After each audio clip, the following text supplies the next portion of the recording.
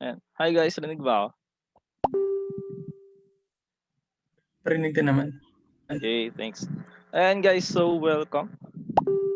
Welcome sa first review natin this semester. So Physics 71 review for your SPS 1. Okay. So ang topics natin today is units, physical quantities and vectors, motion along a straight line, motion in 2D and 3D, Newton's laws of motion sa yung application of Newton's laws. So yung mga problems ay kinumpel namin from first LE nung 15 to 16. Yep. Anyway, so proceed na tayo sa first problem agad. So ang sabi dito, the speed of a robot has a function of time is expressed as the v of t is equal to 0.02 meters per second plus 2c t squared. If t has a unit of seconds, what is the unit of c? So, paano natin solve ngayon yan? So, una, sulat muna natin yung given. Ang given natin is, so meron tayong function na v of t is equal to 0.02. Mix, di ata kita. May box. It's a bit blurry. May Okay. box dito. Yeah. Ayan. Okay, Okay na. there you If go. you Okay can, na. you can write a little bit bigger so it's Yeah. easier to see. Sige. Pogi ni Rowell daw, oh. Is that true? Okay naman talaga ni Romel eh. Okay. What? So, Okay. plus 2c t squared. Alright?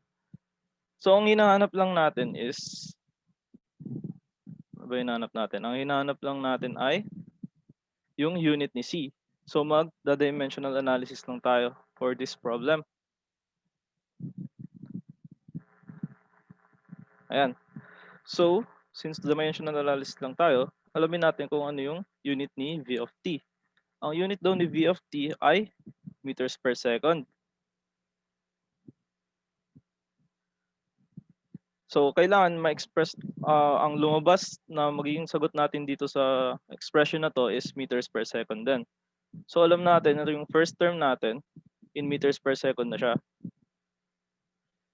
So, write na lang natin siya as is. Tapos, 2 times yung, hindi na pala kasama yung 2, sorry. Tapos, yung unit ni c multiplied by t squared. So, anong alam natin kay t squared? Alam natin kay t, ang unit daw niya is in seconds. So, we'll have second squared. So, since meters per second na tayo, wala tayong problem dyan. Ito na lang, kailangan natin gawin tong meters per second. Diba? So, how do we do that? Madali lang yan. Kasi, so since meron na tayong second dito,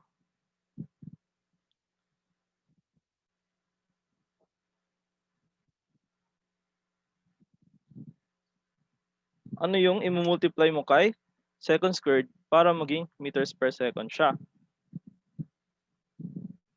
So, isolate lang natin si c. So, we'll have meters per second divided by s squared.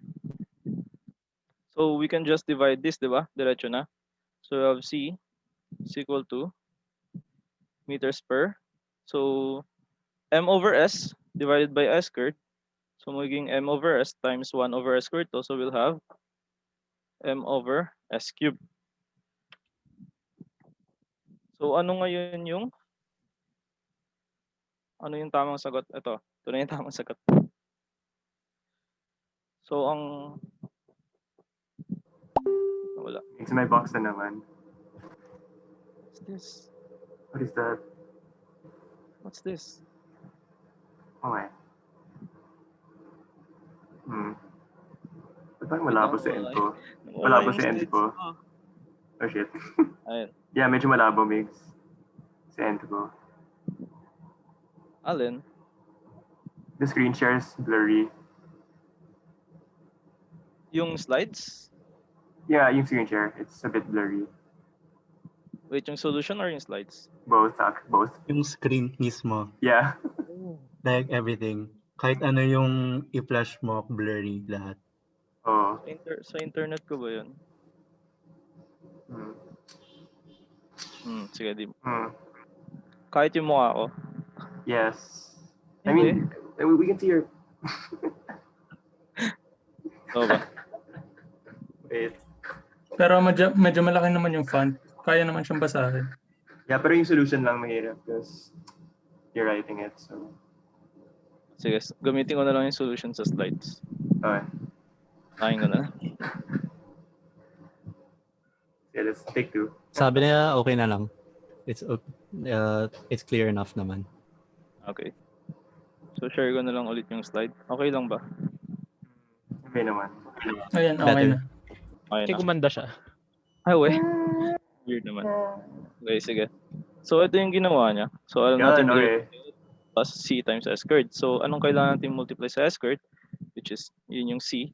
So, alam natin na tama to since meter over S cube times S squared, ang matitira dyan ay meters per second.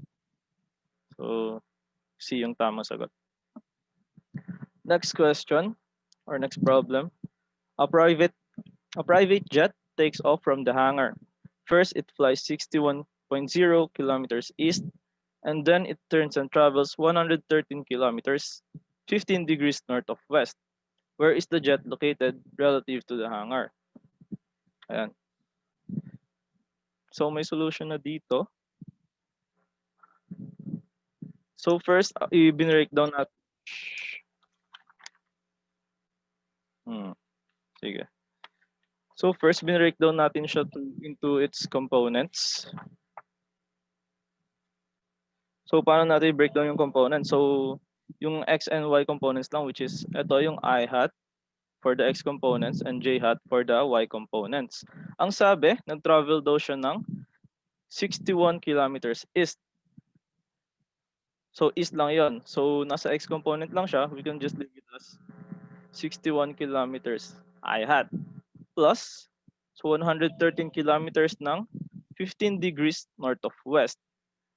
So, north of west, so from the negative x-axis, 15 degrees daw papuntang positive y-axis kasi north of west.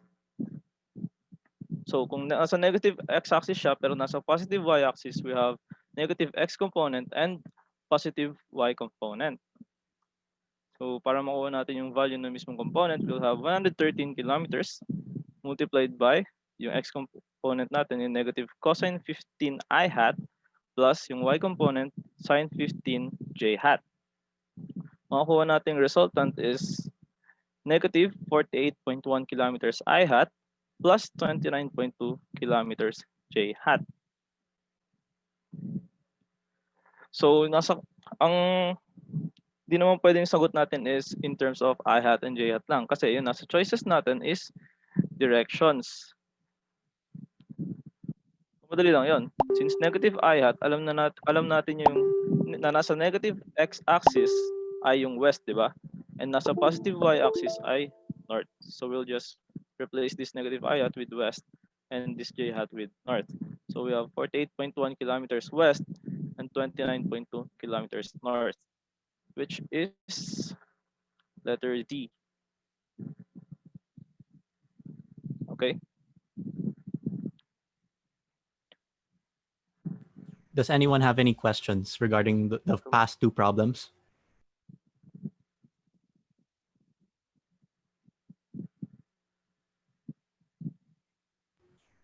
Sige, kung wala, you can proceed na lang. Okay, proceed na ako sa problem 3. So sa problem 3, Tres starts from rest and begins accelerating at a constant rate of 5 meters per second squared. How much time will it take for her to travel 500 meters? So from rest, alam natin na yung initial velocity niya is 0 kasi it started from rest. And meron daw siyang constant rate of acceleration na 5 meters per second squared. Ayan, so ito yung givens natin. And kailangan niya mag-travel ng distance of 500 meters. meron tayong formula dyan na I'm assuming na sa ulo or sinasa ulo nyo na. So we have delta x or distance traveled will be equal to initial velocity times time plus 1/2 of acceleration times the square of time traveled. So hinahanap natin is yung time it takes for it to travel 500 meters. So since zero yung initial velocity natin, pwede nating i-zero out yung term na yan. So we'll have delta x is equal to 1/2 AT squared. We'll just solve for t, and t is equal to the square root of 2 delta x over a. And we'll have t is equal to 14.1 s. So kung sa algebra mapapaisip tayo, hala bakit wala yung negative na square root nung 2 delta x over a? Kasi wala tayong negative value for time. Kasi time yon. It always starts at 0 and ends in positive. Okay, any questions for this item?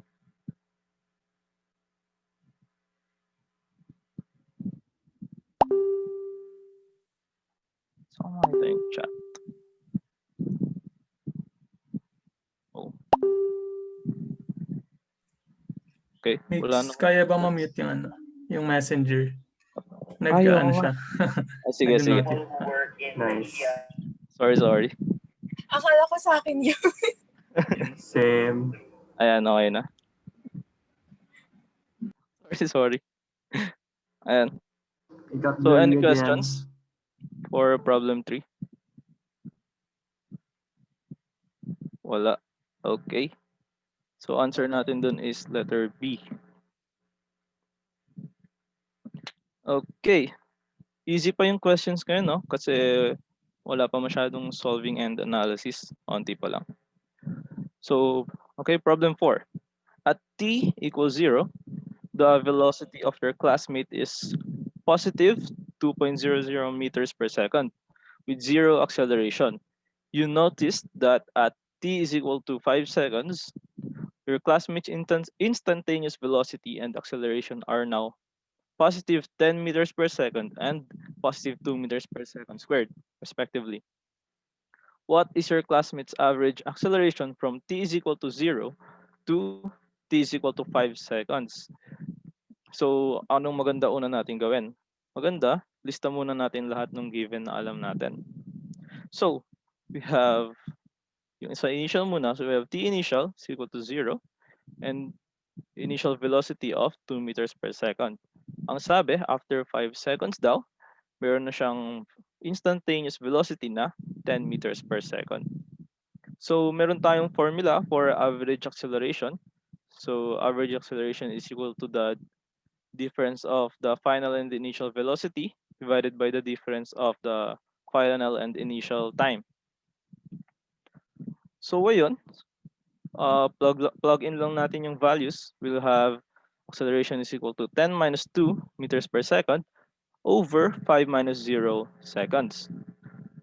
So pag in-input natin sa calculator, we'll get acceleration or average acceleration is equal to 1.6 meters per second squared, which is letter C. Ayan. And so, any questions?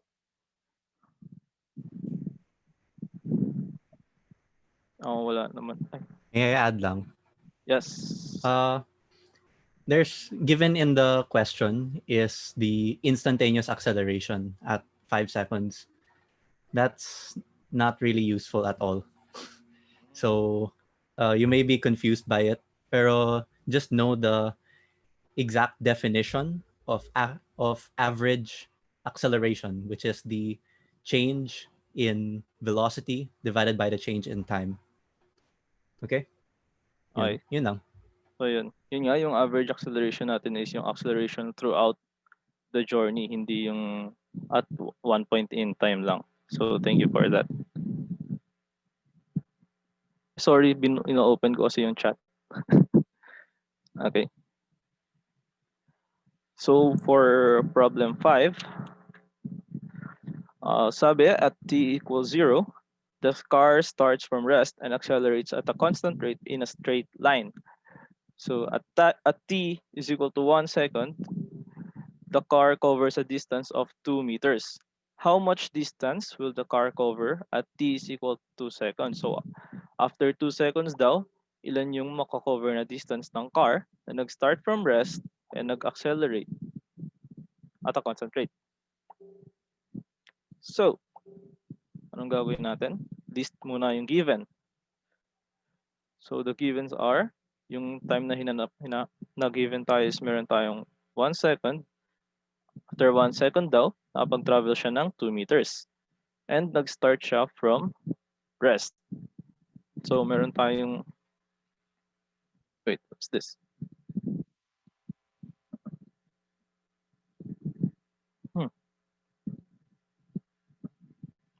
I think this is velocity times time, pero di na isama. Yep. Or mali ba ako? Yan. So at t is equal to 1 second, since 0 yung initial velocity natin, we'll just zero out this term. So we have 2 meters is equal to 0 plus acceleration times yung time, which is 1 second, squared. So we'll have acceleration here is 2 meters per second squared.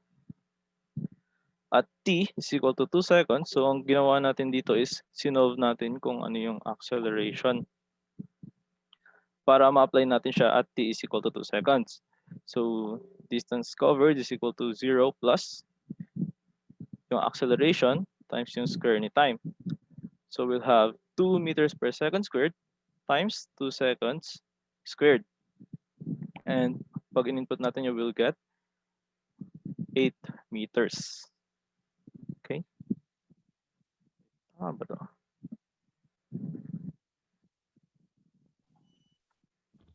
Excuse me. Mali yata to, no? Para mali yung formula. Nangyari.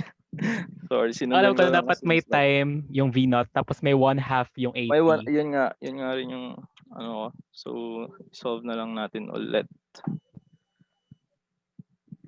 How do we solve it ulit?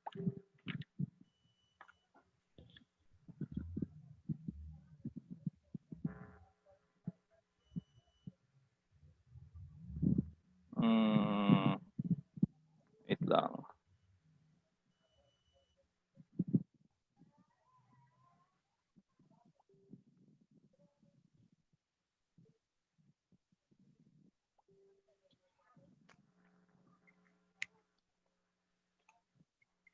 Okay lang ba siya? So ang sabi, may given daw tayo na t is equal to 1 second, d is equal to 2 meters, and started at 0 at rest, di ba?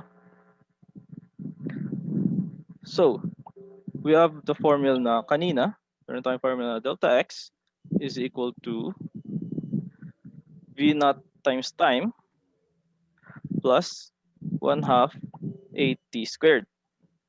Diba? So, alam natin na yung initial velocity natin is 0. So, at any time, magiging 0 na tong term na yan. So, gawin natin ngayon at t is equal to 1 second. So, at t is equal to 1 second, we'll have delta x is equal to 1/2 8t squared. And we have delta x to be 2 meters, di ba? So yung distance covered natin, so we have 2 meters is equal to 1/2 a, and we have the value of time, 1 second squared. So masosolve dapat natin to, we'll get acceleration is equal to 4 meters per second squared. Tama ba? Tama. So, ito yung acceleration natin for the what to? For the car? Yeah, for the car. So, solve naman natin. So, kailangan natin kunin ngayon yung delta x niya after 2 seconds. So, we have t is equal to 2 seconds. Ayan. Meron tayong, gamitin ulit natin yung formula, delta x is equal to v naught time plus 1/2 at squared. Ayan. Alam natin na itong part na to is mag-zero out lang since is zero yung initial velocity natin. So we'll have delta x is equal to 1/2 at squared. Tapos, substitute lang natin. Delta x is equal to 1/2 times yung 4 meters per second squared times the square of time. So we have 2 seconds. So t seconds squared. We'll have delta x equal to 8 meters. So 8 meters pa rin yung sagot pero kanina mali yung method natin. So ito yung acceptable. Luckily, mulcho naman yata ang physics LE, di ba? Ayan. So take note na lang dito. Baguhin na lang namin yung slides kapag binigay sa inyo.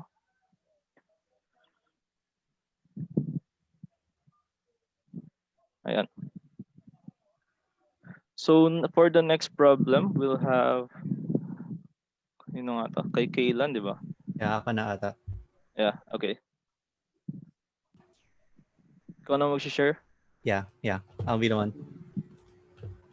I don't have permissions. Oh. Sec, okay, wait, I got you. Wait for Kayla's name. Yung manap. There you go. Okay. So, there you go. Try again. Thank you. Okay, you guys see the screen? Is it clear? Why is it Yes. so clear? Why is it so clear? This is I don't Microsoft know. PowerPoint. It's so clear. Okay, anyway, so we will be solving this one. And what do we have here? This is number 5. Well, it'll also be for number 6. If there's anything in the chat, guys, just alert me na lang. I'm not gonna have it open. So here we have a velocity versus time graph of a car, apparently. And for the next 2 items, we will be using this graph. So for the first item, it's asking what is the average acceleration of the car in the time interval between 1 second and 2 seconds. So here's the choices. And with this question, we've already kind of talked about average acceleration, kanina, when we were talking about that problem that Migs discussed. So how do we solve this problem? Well, the average acceleration is simply, we know it, I'll just write it as a bar. A bar is equal to the final velocity, so VF, minus the initial velocity, divided by the final time minus the initial time. Or in a more simple sense, it's the change in velocity over the change in time, okay? And so if we get our points from the graph, so at 2 seconds, we have V is equal to 6 meters per second. And at 1 second, we have velocity, or V is equal to 1 second. So we can just simply plug these in. So this would be 2 minus 1. Well, 2 meters per second minus 1 meters per second. Sorry, incorrect. 6 meters per second minus 1 meters per second, 1 meter per second, divided by the difference in time. So that's 2 seconds minus 1 second. And this will give us, if we do the mental math, that's 5 meters per second. Okay? Basic so far. Okay? Are there any questions about this? Squared. Ata yung 5 meters squared. 5 meters. Correct. Yes. Thank you for catching that. Yes, the unit of measurement for acceleration should be meters per second squared. So yes, the answer is D. You can see here, D. Okay. The next question is asking what's the instantaneous acceleration of the car at t is equal to 1 second.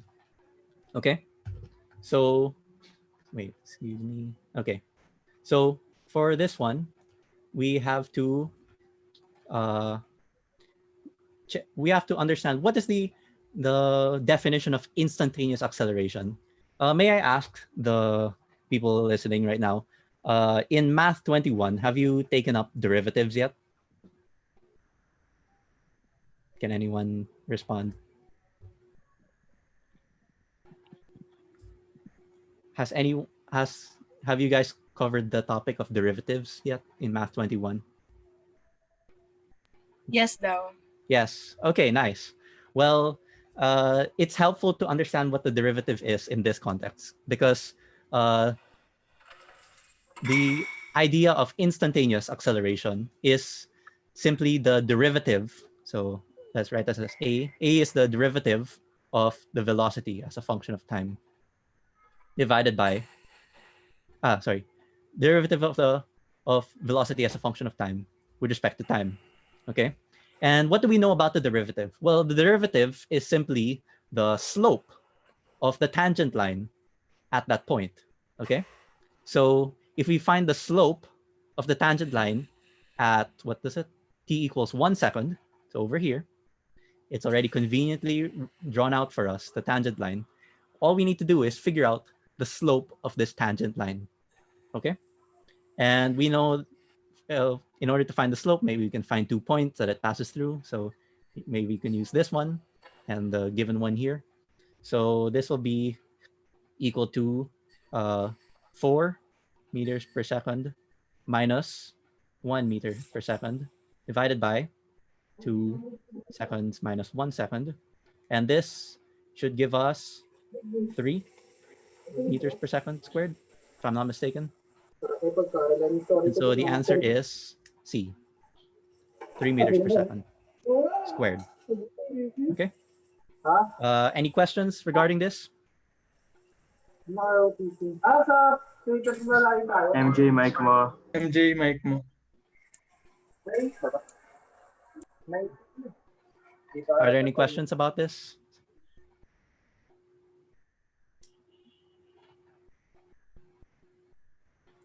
Are they saying anything? Sorry, I don't have the chat open. Wala ra. Wala naman. Okay, Wala so naman. the concept of derivative is intuitive naman to you guys. That's good because it will be used in the future a lot more. Okay, next question. A small box slides off a horizontal table at a speed of v and strikes the floor after some time. How high is the table if the box is found at some distance x from the edge of the leg of the table? Well, for this question, we don't have any actual values, so your calculator can't save you here. So in this case, we'll have to work with variables. Okay, so what do we know? Well, we know the kinematic equations, especially in this case, this is a free fall problem. So we know that velocity along x is constant and velocity along y changes with acceleration due to gravity. So we can get the function of x as a function of time. So let's say x as a function of time. We know this to be x naught plus v, the velocity along x, times time. Okay. Now, what do we know from this? Well, we know that x naught, if we set this to be our 0 point, this is just 0. And our vx, this is just simply v, because we know that v is just a horizontal velocity. It was given here. Slides off a horizontal table. So yeah, I guess you can assume it to be purely horizontal. So this gives us x equals v times t. Okay, what else do we know? Well, we know the function of y as a function of the value of y as a function of time. So that's y of t is equal to the initial position or the initial y plus the velocity along y times time minus 1/2 gt squared. Okay, where g is the acceleration due to gravity, 9.8 meters per second. Not relevant, but whatever. Okay, so what do we know from here? Well, the initial height, it says is h. So we know that this is h. we know that the velocity along y at the start was 0. And, well, that's just minus 1/2 gt. So that's y is equal to h minus 1/2 gt squared. Okay, but what do we do now? Well, we know that the y at the time, because what we're interested in is the time when it hits the ground at this point, time t, okay? And at this time, your y component of position, your y is 0. So we can say that this is 0, okay? From this, we can get h is equal to g over 2 t squared, okay? Just rearranging that. And now we have a system of 2 equations. This is our first equation. This is our second equation.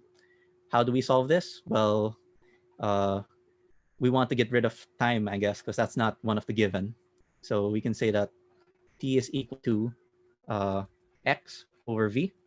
And we can plug this in to our second equation. So it gives us h equals g over 2 times x over v squared. Okay? And that's the final answer. If you see here, it is, what is that? A. There you go. Are there any questions about this? Oh, we have a question from Aziz. Okay, what's the question? Hello, paano po nakuha yung g over 2t squared?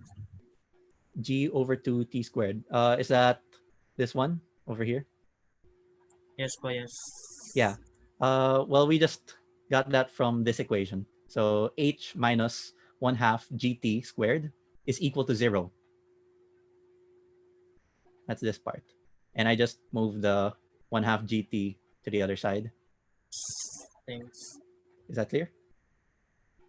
Yes. Okay. Thank you. Are there any more questions? Don't worry. This is not a very easy thing to grasp at first.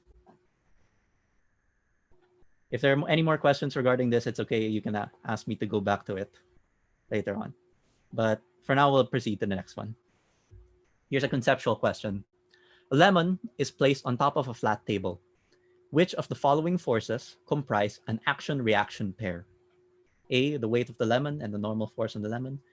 B, the weight of the lemon and the weight of the table. C, weight of the lemon and force of the lemon on earth. And D, the force of the lemon and the force of the table on the lemon and the normal force of the lemon.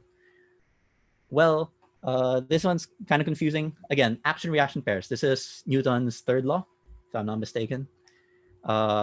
And what do we know about action-reaction? So here I have a little diagram. It's a lemon on a table on Earth. Okay, and let's just see. So what forces can we see here? Well, we have the force of the lemon. We have the weight of the lemon. We know that that's always down. And according to maybe the first question, it's A. It says the weight of the lemon and the normal force on the lemon. Let's see if that's right.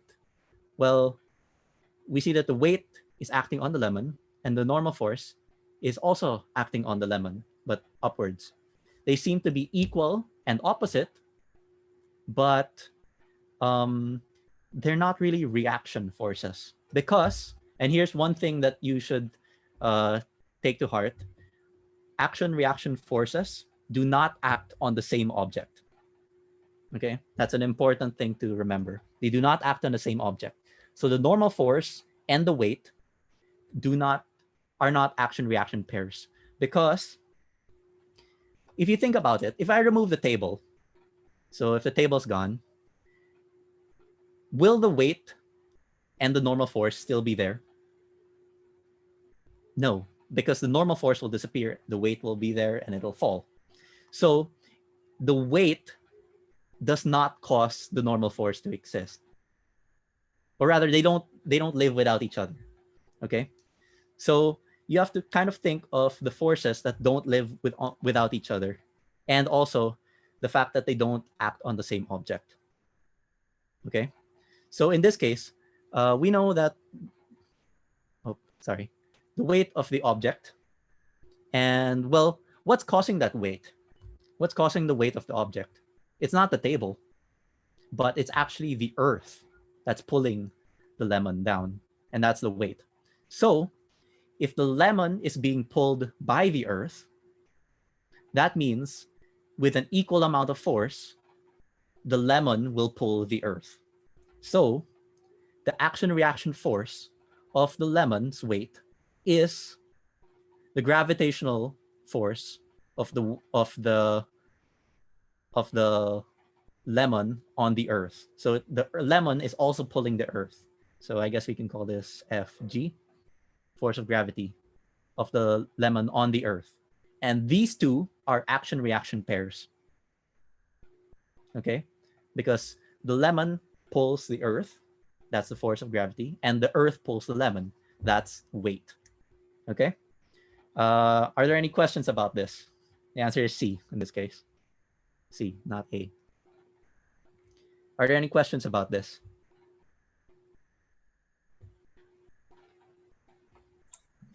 Wala raw. Questions? Wala naman. Okay. Because this finding action reaction pairs is a very common misconception, and it's sometimes difficult to check which are the action reaction pairs. Yun. Okay. So just remember, one, action reaction pairs don't act on the same object. So in this case, the force of gravity is on the Earth, not on the lemon. And two, they have to exist with each other. They cannot exist without each other. Okay? So I guess that's one way to think about it. If there are any more questions, I can go back to this later. Next question. A 25 kilogram box of textbooks is initially at rest on a rough ramp that makes an angle alpha with a horizontal. The coefficients of kinetic and static friction between the box and the ramp are 0.5 and 0.7 respectively. What is the minimum angle, alpha, in degrees, at which the box starts to slip? Okay. So this question is asking about equilibrium. Okay. And you will take this up in the future, again, in ES 101. So you can look forward to that. Yay. But let's go over this question. So it says, I'm not going to work with any values just yet. So I'm going to just assign this figure to M. And this will be mu K. So kinetic, coefficient of kinetic. And this one's coefficient of static, mu S. Okay? So I'll be working with variables first. So we have to set up the problem. Here's a box on the slope. Well, it's not really a box. It's a box. Okay, it's a box of textbooks. What are the forces acting on this box? Well, we know that there's always weight. Weight always acts on the box. Okay? And that's always downwards. What other forces act on the box? Well, since it's touching a surface, there is a normal force acting on the box as well. And normal force is always acting perpendicular to the surface. So we can write that maybe like this. Okay, so I'll write this as F. No, I'll write this as N. Okay, normal force. What other forces are acting on the box? Well, it says that it's on a rough ramp. And so we can assume that there is friction. Well, obviously, since you were given the coefficients of friction. So there is friction acting on the box. Now you can think, which way is the friction acting? Well, it's always acting against the way that the box wants to move. It always wants to act against movement. So it could be either this way or this way. Which way is it? Which way do you think it is pulling? Or which way does the force of friction act? Well, we can kind of see that if it were this one, there's no way that these forces would cancel out, because we know that the box is at equilibrium and all the forces have to cancel out. So the only way for all the forces to cancel out would be if the force of friction was backwards, or like this. So let's denote that as F sub F. Okay. Now we have to set up well, this is kind of like the free body diagram already. What is a free body diagram? Well, we have the object and all the forces acting on the object. Okay. So now what? Well, one tip that I have is that whenever you work with something on a slope, you have to define some coordinate axes.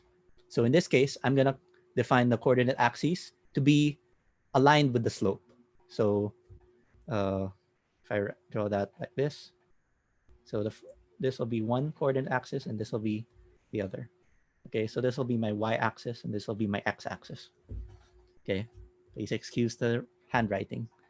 So if we get the summation of all the forces along the respective axes, so let's get the forces along x. So sum of forces along x, which we know is equal to 0 since it's at equilibrium. Okay, we can say that this is equal to, well, what do we have here? We have some component of weight and the frictional force. How do we set this up? Well, we have to figure out what direction is this weight with respect to the axes, the coordinate axes. So we can say that we know that this angle, okay, because of similar triangles, this is equal to alpha. Why? Well, similar triangles, trust me. Though one tip that I have is try to think in terms of extremes. So if alpha is equal to 0, where should the weight be? Well, the weight should be exactly along the y-axis. The coordinate axis would look something like this, and the weight would be exactly down. So if alpha is equal to 0, then the weight will be perfectly down aligned with the y-axis. So that's how I know which way where the angle is, because I know that it's either this is alpha or this is alpha, but I know that it's this one because if I were to rotate it flat, such that alpha is equal to 0, then the weight will be perfectly along the y-axis. So there's alpha. Now, what's the component of the weight along the x-axis? Well, we can see because of trig, that is W sine alpha. And because of trig, not because of trig. So the forces along x is W sine alpha minus the frictional force. And for our forces along y, we have 0 is equal to the normal force, so N, minus the y component of the weight, which is, according to trig, this is W cosine alpha. Okay? So after this, now what? Well, we know that this box is in equilibrium, so it's not moving. Therefore, which coefficient of friction do we use? Kinetic or static? Well, static from the word itself means not moving. So we use the not moving friction, static friction. Okay? So that will be mu s. And we know that the frictional force is equal to mu s times the normal force, or nice way to remember this is fun. Okay? Fun. F equals mu n or un. Okay? So from this, we should be able to solve this system of equations. So we have this top one is equal to W sine alpha equals, well, frictional force is equal to mu n, mu sub s times n. And this bottom one, this one will give us W cosine alpha is equal to n. Okay? So I just rearranged those. Now, you can solve this using regular system of equations, but we'll shortcut here. I'm going to divide these both. So W is just going to cancel, N is just going to cancel. We have sine of alpha over cosine of alpha. That's just tan of alpha equals mu s. And so mu s, what you're looking for is alpha. So alpha is equal to tan inverse or arctan of mu s. Okay? And if we input that into a calculator, we should get B. You can verify that on your own. Okay? Are there any questions about this? This was a long problem.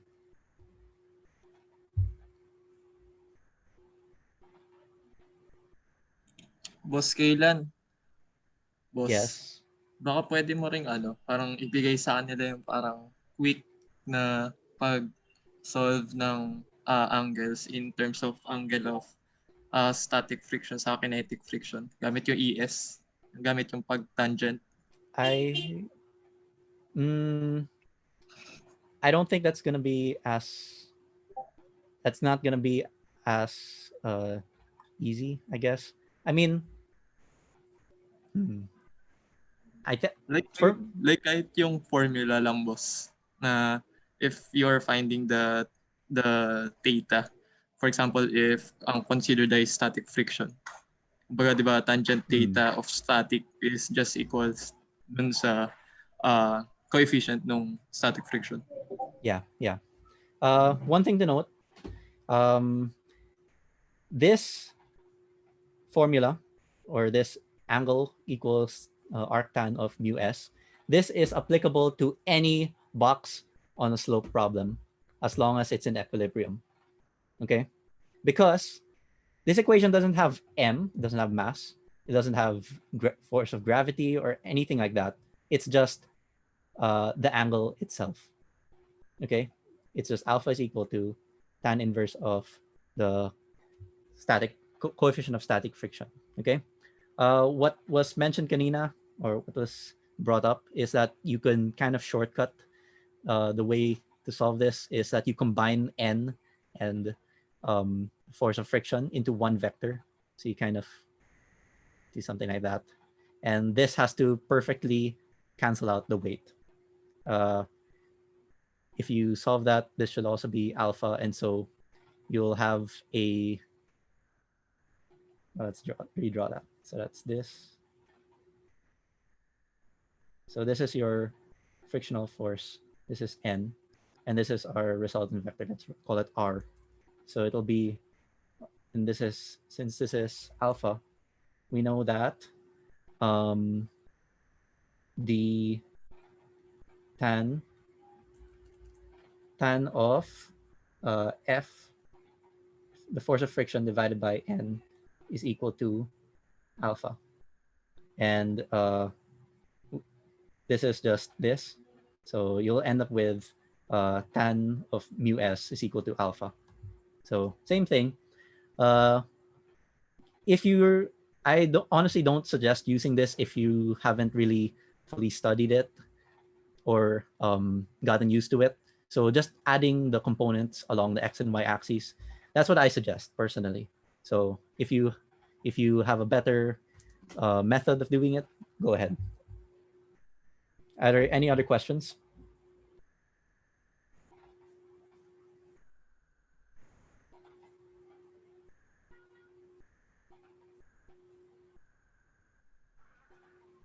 Questions? My question from Thomas Gadia. Is theta equal to arctan US always the case for maximum angle? Is it all? Yes. This is always the case for maximum angle because the maximum angle is completely dependent on how rough the slope is. Okay, and you can see that that's the case here since there's no other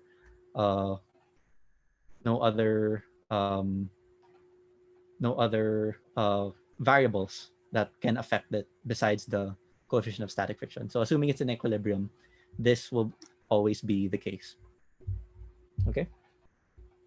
Any more questions?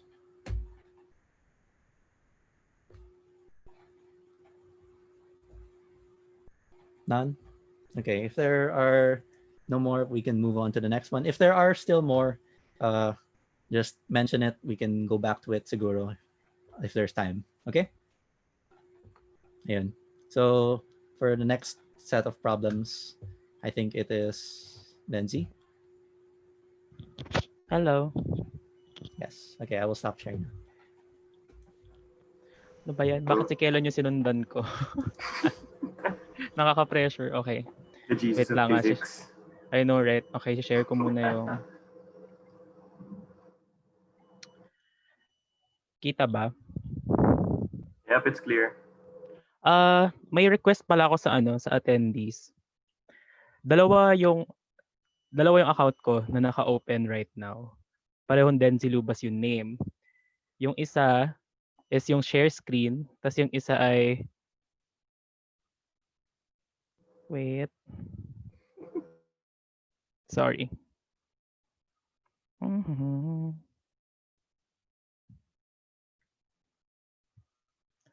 Ba't tayo mag-flip ng cam? Naka-flip na ba? Kasi not sure. Wait lang, check ko muna.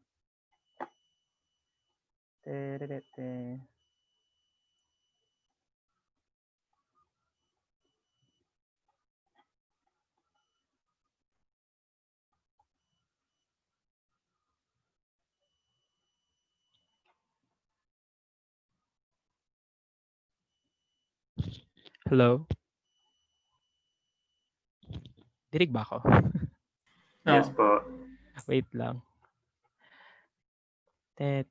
Asan na yan? Kanina okay na siya. Nakaharap siya sa paper. Pero ngayon naka-front siya. Okay. Kita yung sampay niyo. Ayan, sorry. Okay. Kita na yung Okay. Ayan. So, yung participants, you can just switch kung alin yung mas kasi kailangan yung makita. Like for now, syempre doon tayo sa slides muna. So, okay na. For problem 11, a pendulum bob, wait lang, paano ba ito i-hide? A pendulum bob moves in a horizontal circle such that the string makes an angle of 30 degrees about the vertical. If the radius of the horizontal circle is 0.3 meters, what is the tangential speed of the bob? Okay. Okay, switch tayo dun sa paper. For this problem, we will have to use the concept of centripetal acceleration. So, what is centripetal acceleration? For this example, yung bob natin na umiikot. So, ito yung front view niya. Ito yung bob, tapos umiikot siya. Yan. O, diba? Ang galing ko mag-drawing. Okay. Kung umiikot siya, kung titignan mo siya from top view, yung path of motion niya is a circular path. So, ito yung ball, tapos iikot siya, assuming na ganyan yung ikot niya. Actually, it doesn't matter sa problem na to. Okay. So, what is centripetal acceleration? Yung centripetal acceleration is yung acceleration na nagbabago ng direction nung ating pendulum bob, sorry. Ayan. So, recalling sa Newton's first law of motion na actually hindi natural for an object na walang external force na mag-move in a circle. Kailangan merong humahatak sa kanya to change its direction para yung path niya is hindi maging straight line. Ang tendency kasi palagi is always a straight line motion. So, that acceleration or that force is actually pulling your bob to the center of the circle. So, kung nandito siya, ito yung direction ng centripetal acceleration. Kung nandito siya, to the center, pa ganyan. So, what is yung formula for the centripetal acceleration? Centripetal acceleration is given by, okay, let's say it's denoted by A. Okay. A is equal to V squared over R. Where yung V is yung tangential speed ng ating bob, which is yung, ayan, kung nag-move siya in a straight line path, ano yung velocity niya along that path. And also R is the radius of the circular path kung saan siya gumagalaw. Okay. So, gawin na natin. I always start solving physics problems na yung mga ganito by drawing first yung FBD nung object na kailangan nating aralin. So, for this instance, you have the bob, zoomed in version, malaki siya. Ayan. So, for example, yan yung pendulum bob natin. So, ito yung figure, original figure natin. Hindi ko alam kung nakikita nyo. Ayan. Yung original figure natin, of course, automatic, you have yung unang force na pinakasimple is yung weight ng bob, which is always a downward force. So let's denote it by weight of the bob. And also, for this one, since naka-attach siya sa ating string, ayan yung string na nag-attach sa kanya para maging pendulum siya, you also have a tension of the string, which is acting along the length of the string, yung direction niya. Okay, so let's denote using T for tension. Okay, yan yung forces na nasa bob natin. You only have two, yung weight ng bob and also the tension of the string. Okay. Next part is Newton's second law. So by Newton's second law,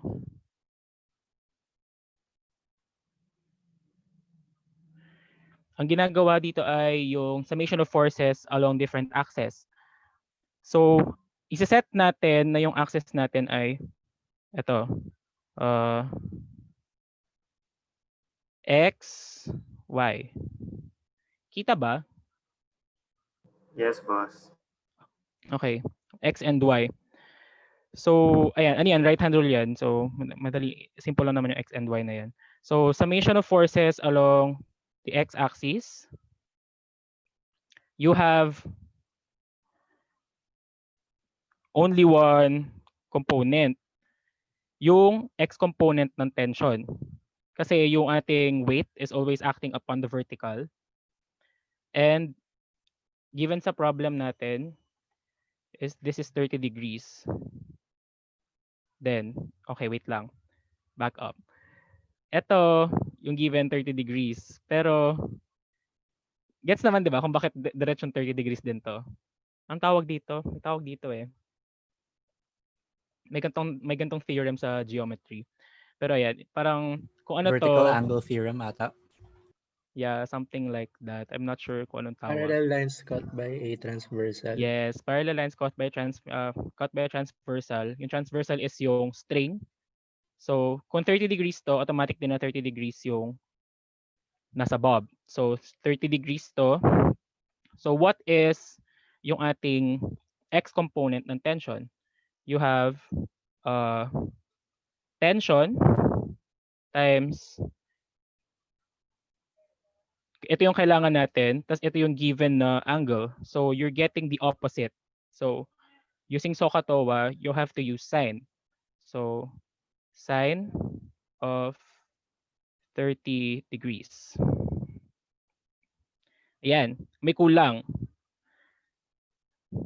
Actually, dahil sinet natin na to the right yung positive x-axis natin, we have to put the negative sign dyan. And since yan na yung yan yung ating only force that is acting upon the acting along the the horizontal axis, you can put the equal sign na. Tapos, ayan. Going back to this figure, yung centripetal force natin is horizontal then to the center. So, ibig sabihin, meron kang force na nasa kabilang side na equation. So, that is M times A, where A is your centripetal acceleration. Okay. Ayan. Yan na yung forces along X. And we have to do the forces along Y pa rin. Forces along Y, of course, you have your weight. Automatic yan. Negative, kasi downward siya. And also the vertical component of your tension. So, that is positive T cosine 30 degrees. And we know na since horizontal circle as given by the problem, wala siyang acceleration whatsoever along the vertical. So the other side of the equation is 0. Excuse me.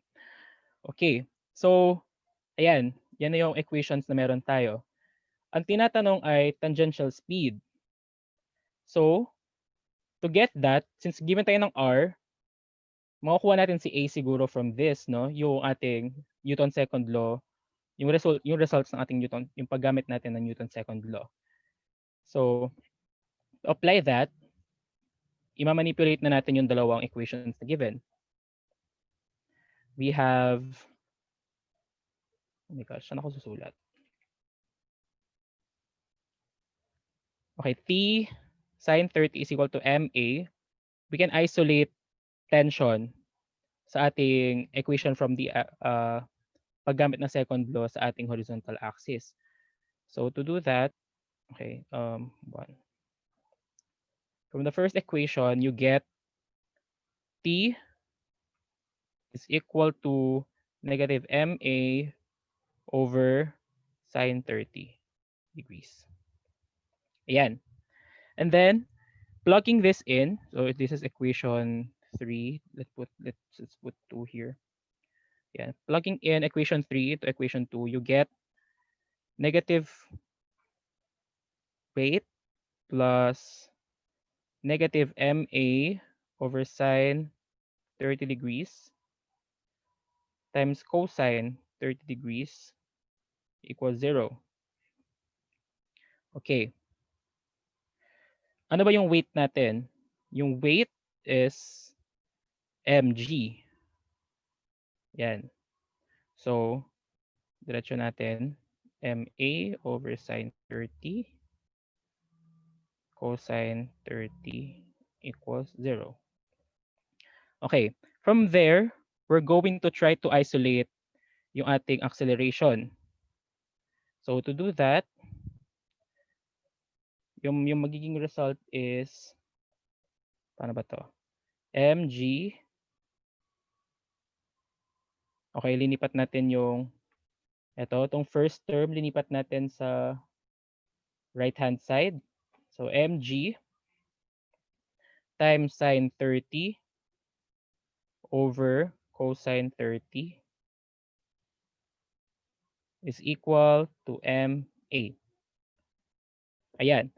So, easy, automatic. Parehong may M yung left and right side. So, we can cancel M. So, we divide both sides by M actually. So, mawawala na yan. So, we're left with centripetal acceleration is equal to G sine 30 over cosine 30 or G tangent 30. Ayan. So with G tangent 30, we have acceleration, we have the radius, so we can get yung ating velocity. Pero, back up. Mapapansin nyo, actually, nung dinipat natin yung mg, tapos nag-divide, nawala yung negative. Right? Actually, we're using the negative. Yung negative dito is not actually a sign of a value. It's actually a notation of its direction. So, when we're computing like this, pwede natin i-disregard muna yung ating negative sign. Nilagay ko lang siya kasi ayoko kayong ma-confuse na bakit wala to? Bakit walang negative yan? Malinaw ba?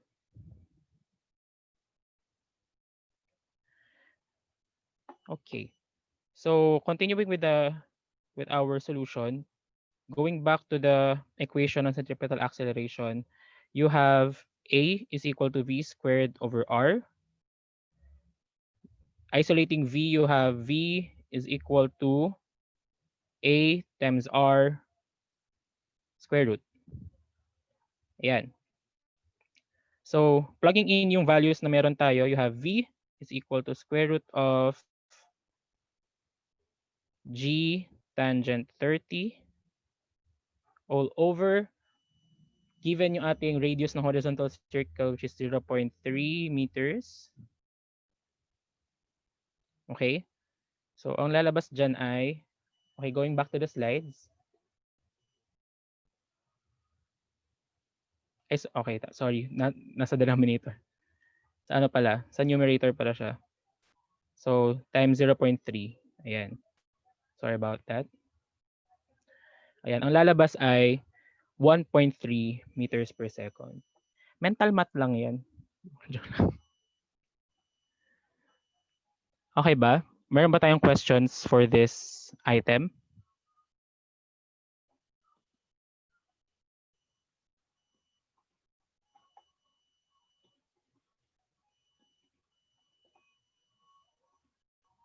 Hindi ko makita yung chat. May chat ba?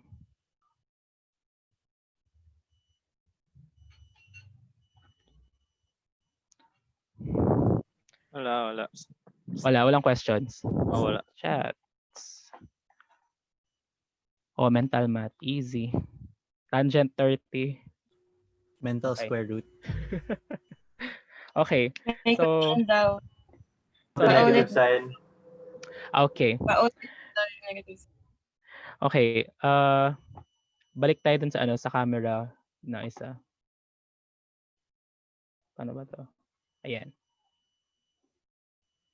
So, yung negative sign kasi, nilagay ko siya to show na yung x component ng tension natin is going to the negative x-axis. Like, negative siya. Negative direction. Hindi siya, yung value niya mismo, hindi negative. Yung direction is denoted by the negative sign. So, kung magko-compute ka, kasi, imagine, kung tinuloy ko yan, na merong negative, lalabas dyan, negative g. Tangent 30. Tapos, pag square root mo, complex. 'Di ba? So, actually, yung negative sign is ginagamit siya para ipakita na along the negative x-axis or if nasa y-axis ka, maglalagay ka ng negative to show, like for example, sa weight ng Bob, to show na downward yung pag-act upon ng force. Pero sa calculations, like in this case, sa calculations, hindi mo siya masyadong kailangan isipin. May I add lang? One way to get around that is just maybe define your x-axis as going to the left. Positive is going to the left. So you don't have to deal with the negative sign na. Pero, yeah. Yun lang.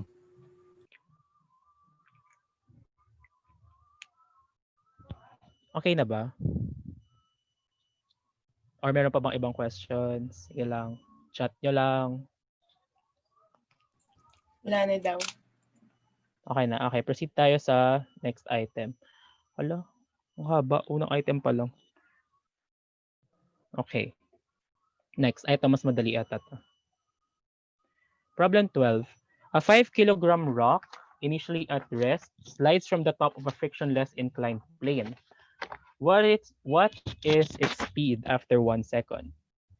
Okay.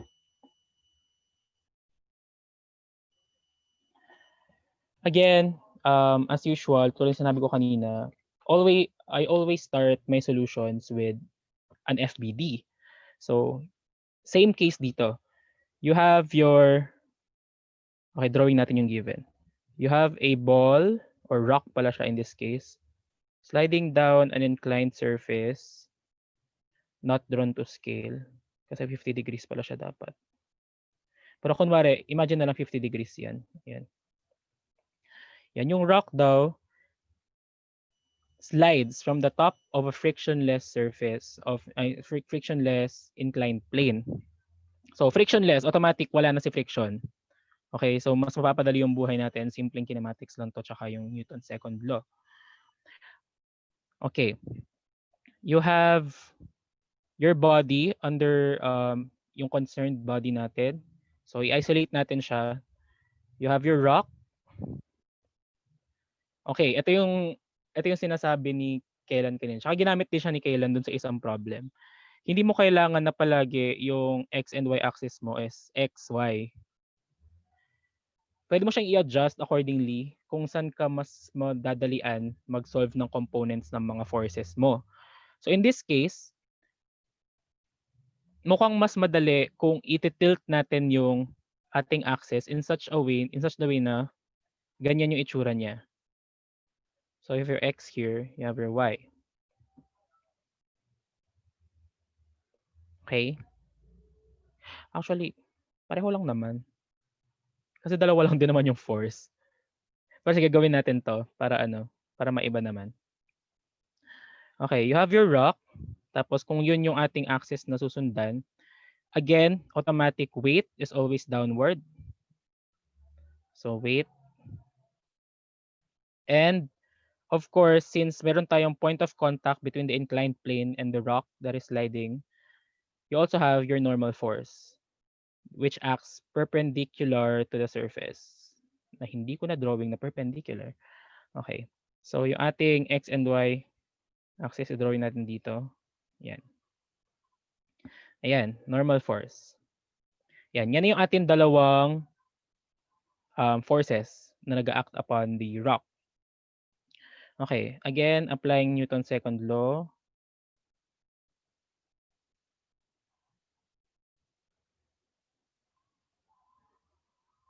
You have your summation of forces along the x-axis. So yung x-axis natin this time is naka-tilt. So yung force na may component along the x-axis is yung weight. Yung normal kasi natin is, ayan, dito siya nasa purely vertical yung pag-act upon nung nating normal force. So if you have your weight inclined this way, tapos 50 degrees yung ating inclined plane. Okay, imagine kung ginalaw mo to, tapos gusto mo siyang maging 50 degrees, ginanyan mo siya para anong ginawa ko? Okay. So, i-delt mo siya. So, yung mangyayari is this is also 50 degrees. Kaya bang i-imagine lang yon or naguluhan kayo nung tinelt yung axis?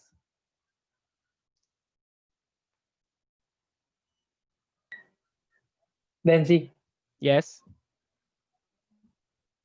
di ba shift yung axis kasi para yung acceleration mo na masolve is along na dun sa x-axis para yung kailangan component yung speed later. Yes. Pero yung pagkuha kung bakit 50 degrees din ito, nakuha ba? Okay tayo doon. Okay. I'm assuming na since tahimik, okay lang. Okay. So, summation of forces along the x-axis, you only have your weight, yung components along the x-axis ng ating weight. So, you have weight times, since ito yung kinukuha natin, tas ito yung given angle, you're going to use sine.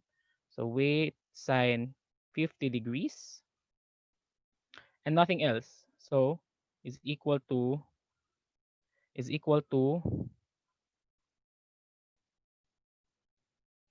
so yun nga, yung sinabi sino ba, si Jopat ba nagsabi? Si Sir Jopat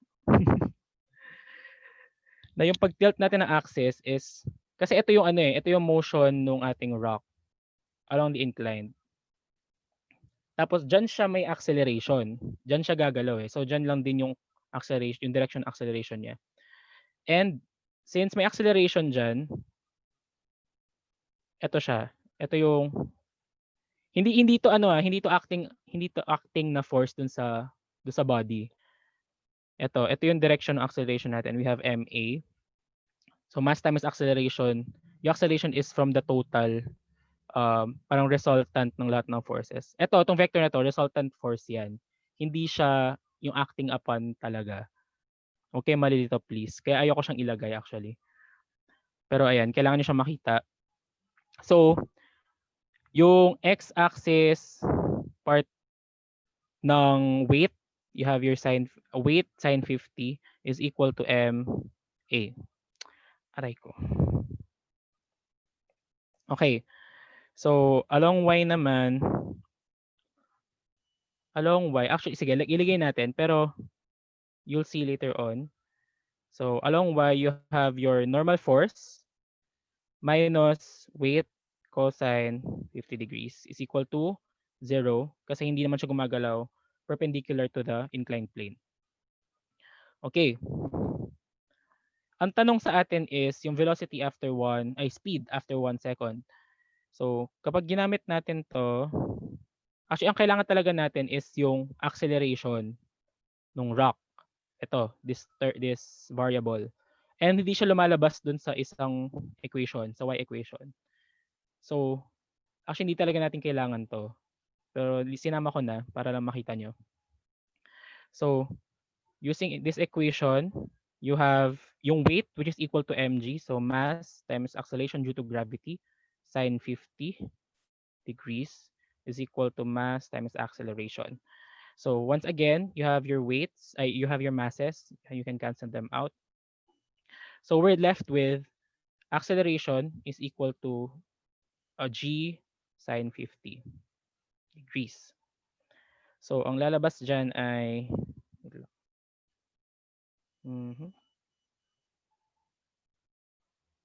ayan, g sine 50 degrees. So a is equal to negative 9.81 sine 50 degrees. Ayan. So, para naman makuha yung velocity after 1 second, simple kinematic relation na lang to. You have your velocity speed or speed along x is equal to the acceleration along x times yung time. So, this is equal to negative 9.81 sine 50 degrees times time, which is 1 second. Ayan. So, ang lalabas dyan ay, ayun, yung given, yung sagot sa screen. You have 7.5 meters per second.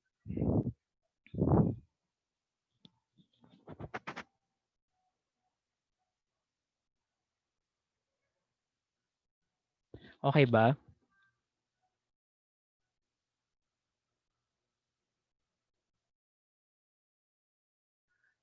Hello.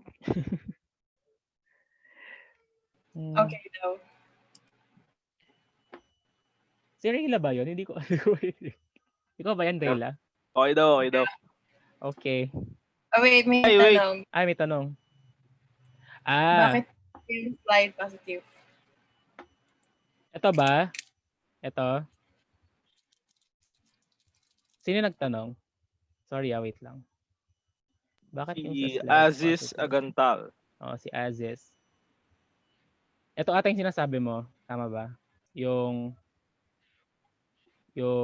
G set daw. onto the line. Yeah. Yung G daw. Oh, actually, hindi yan positive. Kasi G is negative 9.81. So actually, negative yan. Hindi lang pinakita sa slides, pero negative ang value nun. Tapos speed naman kasi yung tinatanong. So, unsigned yung final answer. Denzi? Yes?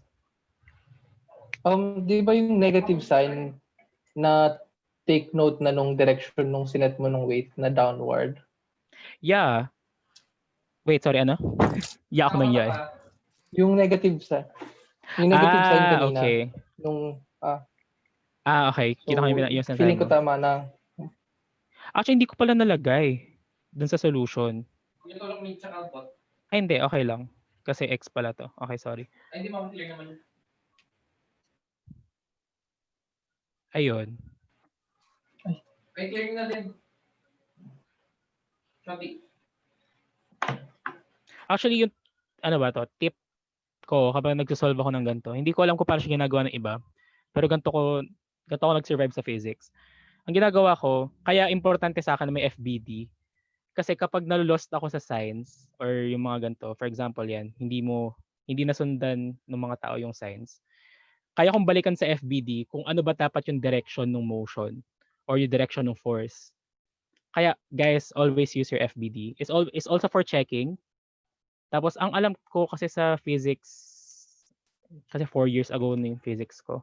Hindi ko alam kung paano siya, kung multiple choice pa rin ba na walang solutions. Pero kapag kasi, for example, for your ES subjects, yung pinapakita yung solutions, masanay kayo na mag-FBD kasi kapag nagkamali kayo ng sagot, malaking partial yun ang gagaling sa FBD. So masanay kayo. Yes, masanay kayo na nag-FBD kayo. It's a safety net for not just for the partial.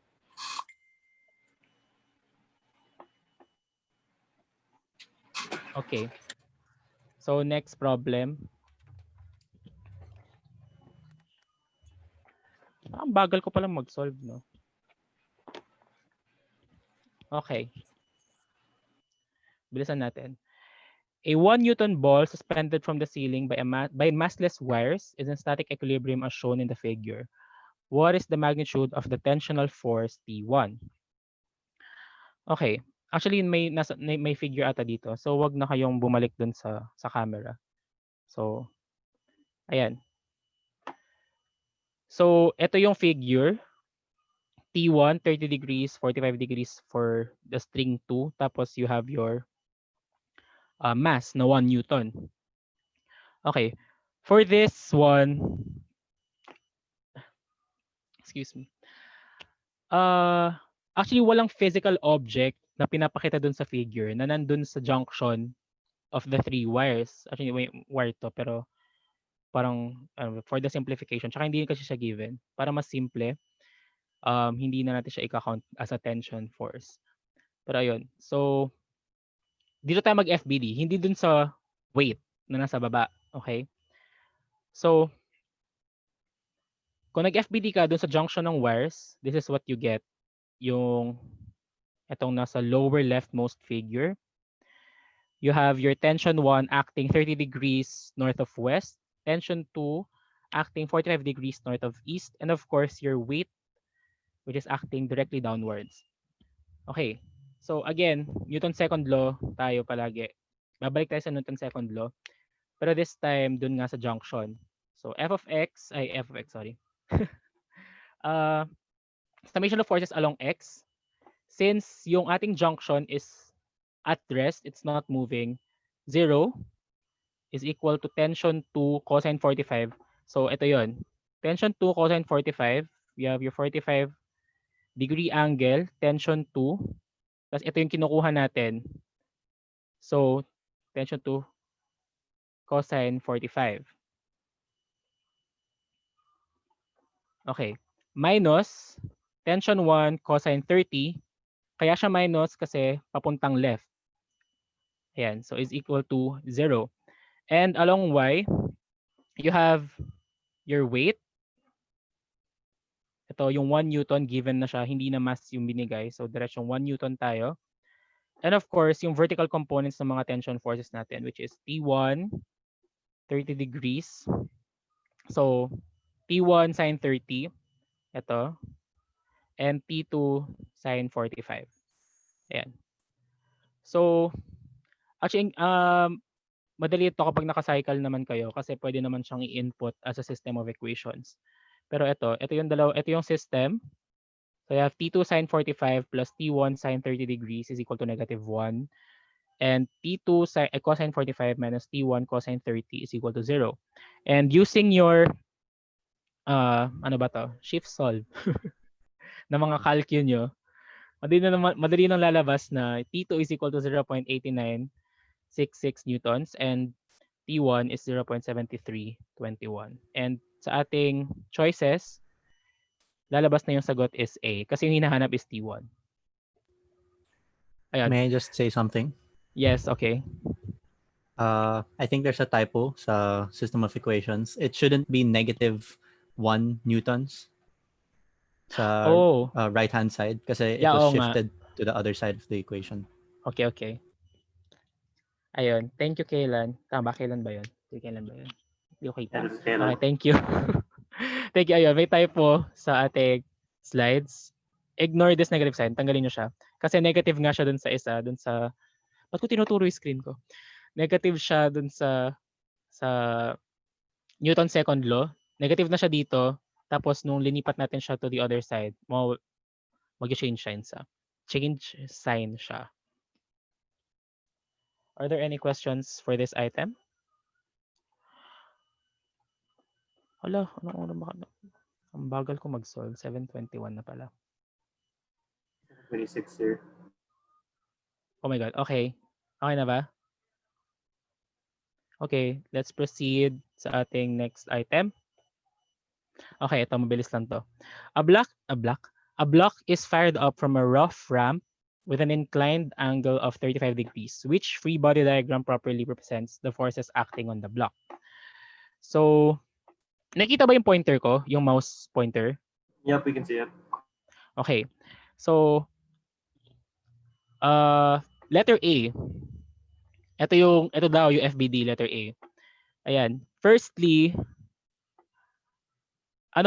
may mali na agad.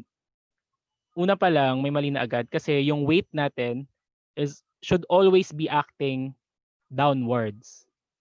So, ano to? Ano yan? Ano to? Kinomponents lang talaga niya. Pero actually, hindi mo makita kung surely kung pababa siya. Ayan. Pero kung i-shift mo yung tawag doon, basta yon, hindi mo rin siya hindi mo nakita kasi kung tama pala, kung pababa siya. Pero ayun. Tsaka also, you have your direction of motion according to the figure. You have your block moving upward sa ramp. So ito yung direction of motion natin. And sabi nga ni Kaylan kanina, yung friction force mo is always opposite the direction of motion. So since ang binigay dito is to the right or upward din yung friction, mali si A. Okay? And for letter B, yan, you have your normal force, check, kasi dapat perpendicular to the ramp. You have your weight acting downward, check. And you have your friction force acting opposite the direction of motion. So actually, the answer is letter B. Pero, note, kamukha ni B si C with the additional na may MA. Tapos mukha siyang tama kasi totoo naman, may acceleration naman siya along that kasi nga yung direction of motion. Again, yung MA is not a force that is acting upon the object. It's the resultant of the forces. Kaya normally, hindi siya sinasama sa FBD talaga actually. So, wala to. Yun yung nagpamali kay C. Actually, yun yung difference nila. Yung nagpamali kay C ay sinama niya yung resultant. And of course, D, una pa lang sa normal force, ligwak na agad siya kasi hindi siya perpendicular to the surface upon which nag-slide yung block. So, the answer is B. May questions ba for this item?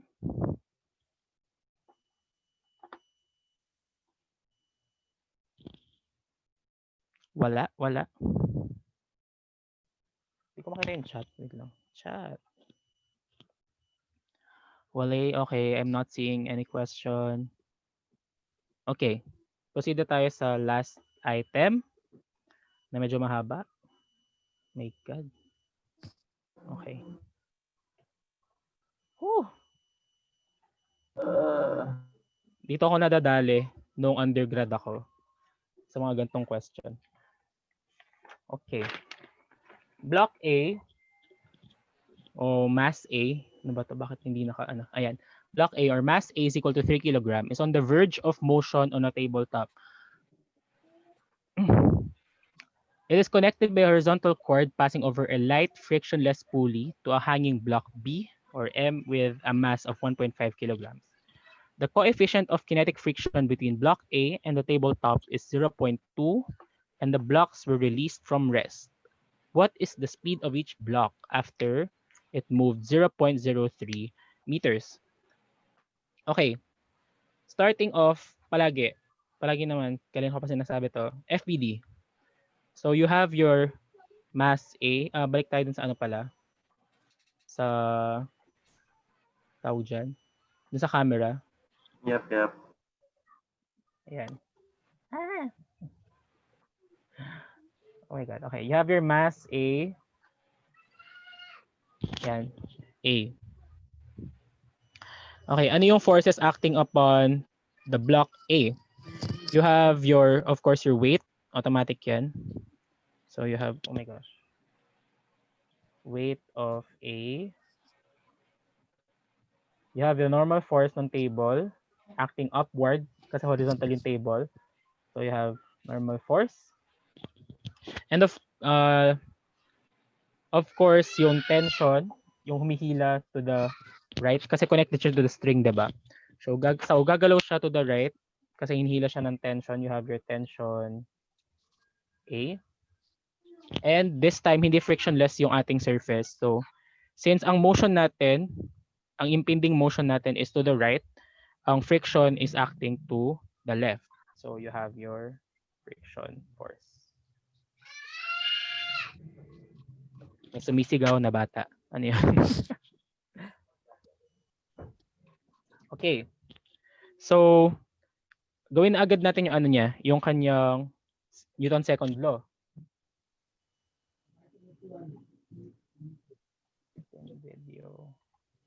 Yan. So, setting yung axis natin to be yung normal na axis lang, y along the vertical, x the horizontal to the right. You have your summation of forces along x is you have yung friction force, kinetic friction, which is negative kasi acting to the left, plus yung tension sa string. Ayan, is equal to yung kanyang acceleration to the right. So you have your mass of block A times acceleration of block A. Ayan, and of course, along the vertical, you have your weight plus the normal force is equal to 0. Ayan. So, dun tayo sa block B. So, drawing yung block B, you only have two forces for this one kasi wala siyang ibang surfaces in contact with. So, you have your weight of block B and of course, yung tension nung string na naka-attach sa B. So, skip na natin to. Si f of x, 0, walang force, no forces. And you have this one. You have the weight plus the tension do sa string na naka-attach kay block B is equal to yung mass of B. Ano na to? Wait, is ano na to? Dito. Hold up. Okay. MB times acceleration ni B. Okay. So, firstly, kailangan muna natin ang madaling gawin dito is makita na yung acceleration, ayan, balik tayo sa slides. Actually, yung acceleration dito, isa lang yung pinakita. Ayan, hindi siya acceleration of A, acceleration of B. Kasi, siyempre, kung ano yung galaw ni B, siya rin yung galaw ni A. Iba lang yung direction. So, kung yung acceleration ni B, for example, you have your acceleration na, for example lang 2 downwards kay B, pero 2 to the right din siya kay A. Ayan. So, bawas tayo ng unknowns. This pwedeng A na lang to, A na lang din to. Also, yung tension natin, dito papasok yung importance sa given na sinabi na weightless yung pulley. Tama ba? Weightless may sinabi. And light frictionless pulley. Ayan, dito siya papasok. Hindi ko alam kung i-discuss ata siya sa ES12 or some ES11. Pero i-discuss siya. Kapag light frictionless pulley yung given, so ito yung pulley, You have the chord. Yan. Yung tension is uniform across the string, the length of the string. So, yung TA mo dito, TB dito, equal lang yan. So, pwede na nating i-denote na lang yung T as, yung TA and TB as both being equal to T. So, TA is equal to TB is equal to T. Ayan. Pero note ginagamit lang yan kapag light frictionless pulley. It has to be specified. Okay. So from this point onward, it's only a matter of yung pagmamanipulate ng ating equations. So you have, saan ako susulat? Okay. You have friction, balik tayo ito, equation 1. Friction force, which is mu k n. Taba, mu k n plus T is equal to ma acceleration. Negative to. Yan. Tapos, for equation 2, you have your weight, which is MAG plus normal force is equal to 0. Tapos, you also have your, for this equation, equation 3, dito, you have negative MBG plus the tension is equal to mass of B times acceleration. Ayan. Given to, ang hinahanap natin ay yung acceleration. Okay. So, pinaka-simple, umpisa tayo dito kay equation star. You have equation star. You have MAG plus normal force is equal to 0, which means the normal force is equal to MAG then. So you have MAG. So going back to the equation heart. So substitute natin yung MAG to the normal force. You get negative mu k times MAG plus the tension is equal to MA times the acceleration. Tapos, dun sa second part, you have, dun sa remaining equation, ano ba maganda? Equation 4.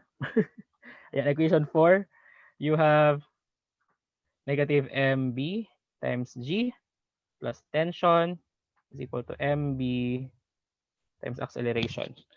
Ayan. So, given, may kulang.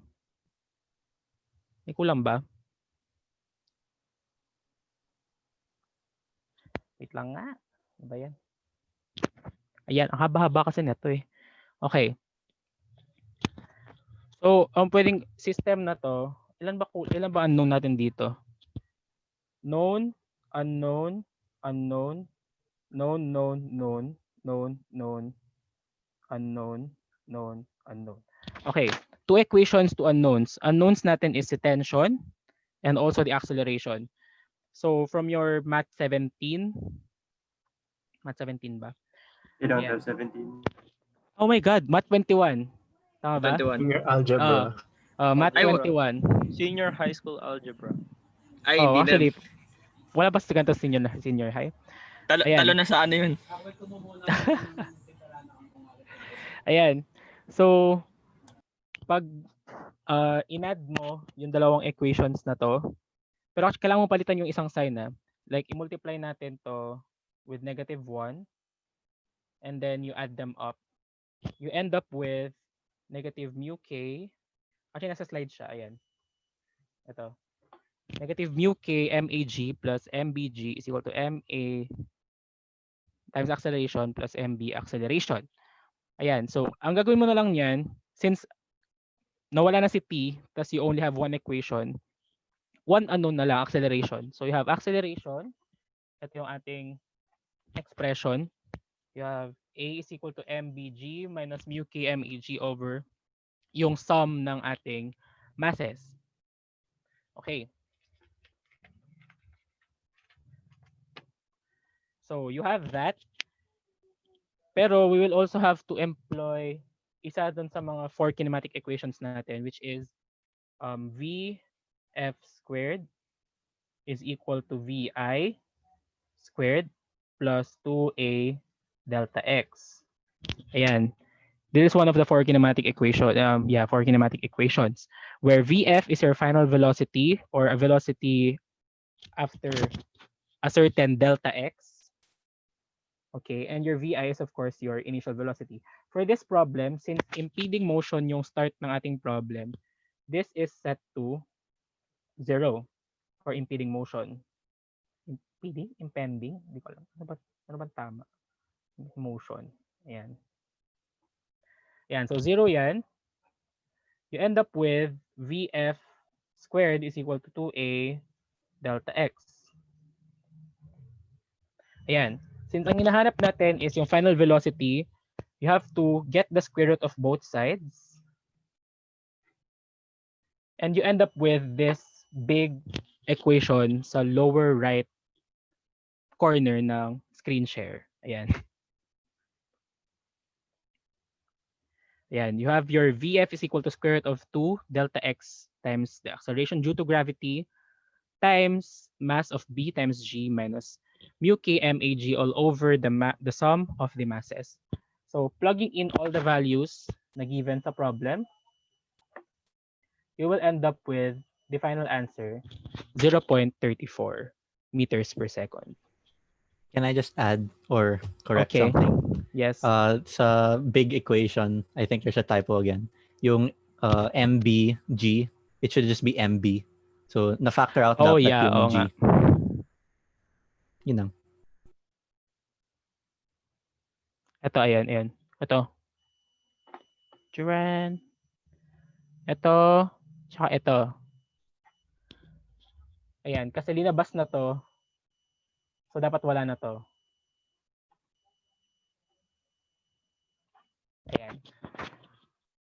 Ayan, sorry for the typo sa slide. Okay. Meron bang questions?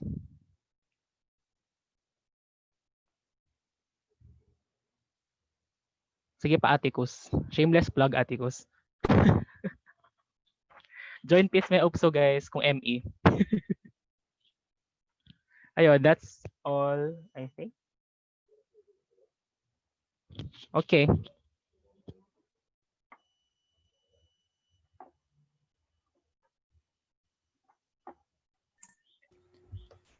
Kailan? Does anyone still have any questions regarding the 15 problems that were solved? None? Okay. Hopefully, ayun, dapat ma-perfect nyo na. Aba. Grabe naman yung dapat ma-perfect. Whoa. Prodigy things. Sana all. Anyway, okay, so, ayun, you can check the chat. There were some stuff plugged there. Pero, I know we're kind of overtime. Dapat hanggang 7:30 ata to. Pero, if you want to stay, I will be solving 2 more problems. I haven't solved them before, but we'll see. Okay? I will solve them here. Oh my. Yeah. Okay. So, ayun. You guys see the screen? And you hear me okay? Oh, my cam's not even on. There you go. So, everything's...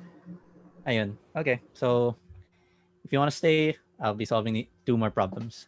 Kailan, baka we can take a pic na muna before you start in case anybody has to leave. Sure. Yes. We'll pause recording muna. Sige, wait. Okay, continuing from where we left off, I will be solving these 2 problems. So it says here, the setup is 2 crates, one with a mass of 4 kilos and another one with a mass of 6 kilos. Frictionless surface, so we don't have to care about friction, connected by a tight rope. Wearing golf shoes, I guess that assumes that she isn't slipping. even if it's a frictionless surface, pulls horizontally on the 6 kilogram crate with a force of force F. So we don't know the force, but we do know the acceleration. Okay, so what are the questions? Draw the free body diagram of the 4 kilogram and 6 kilogram crates, indicating x and y axes. Okay, so let's just draw them here. So let's start with the 6 kilogram crate. So let's assume that this is y and this is x, positive y. So here we can draw the normal force. We know that there's a normal force, N. We already know that there's this F over here, and there's the weight of this one. So weight, I'm just gonna label these. This is A, this is B, box A, box B, or crate A, crate B. So this is weight of A, and there's also a tension force, like that. And with this, for this 4 kilogram box, we just have the tension here, and we have the weight of B and the normal force. Yes, this is normal force of B, normal force of A. Okay, so yeah, this is our free body diagram that we can work with. Nice. Okay, so that's good. Give the equations of motion of each crate.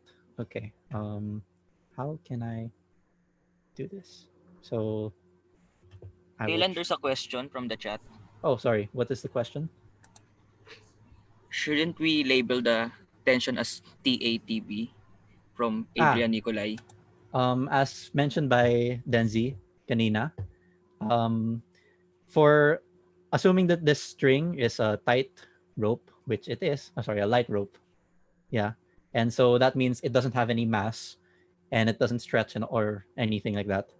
We can assume that it doesn't stretch up at all and it doesn't really add anything except for the tensional force. And the characteristic of the tension force is that one, it always acts away from the body, and two, it's always equal. The pulling on the left is equal to the pulling on the right.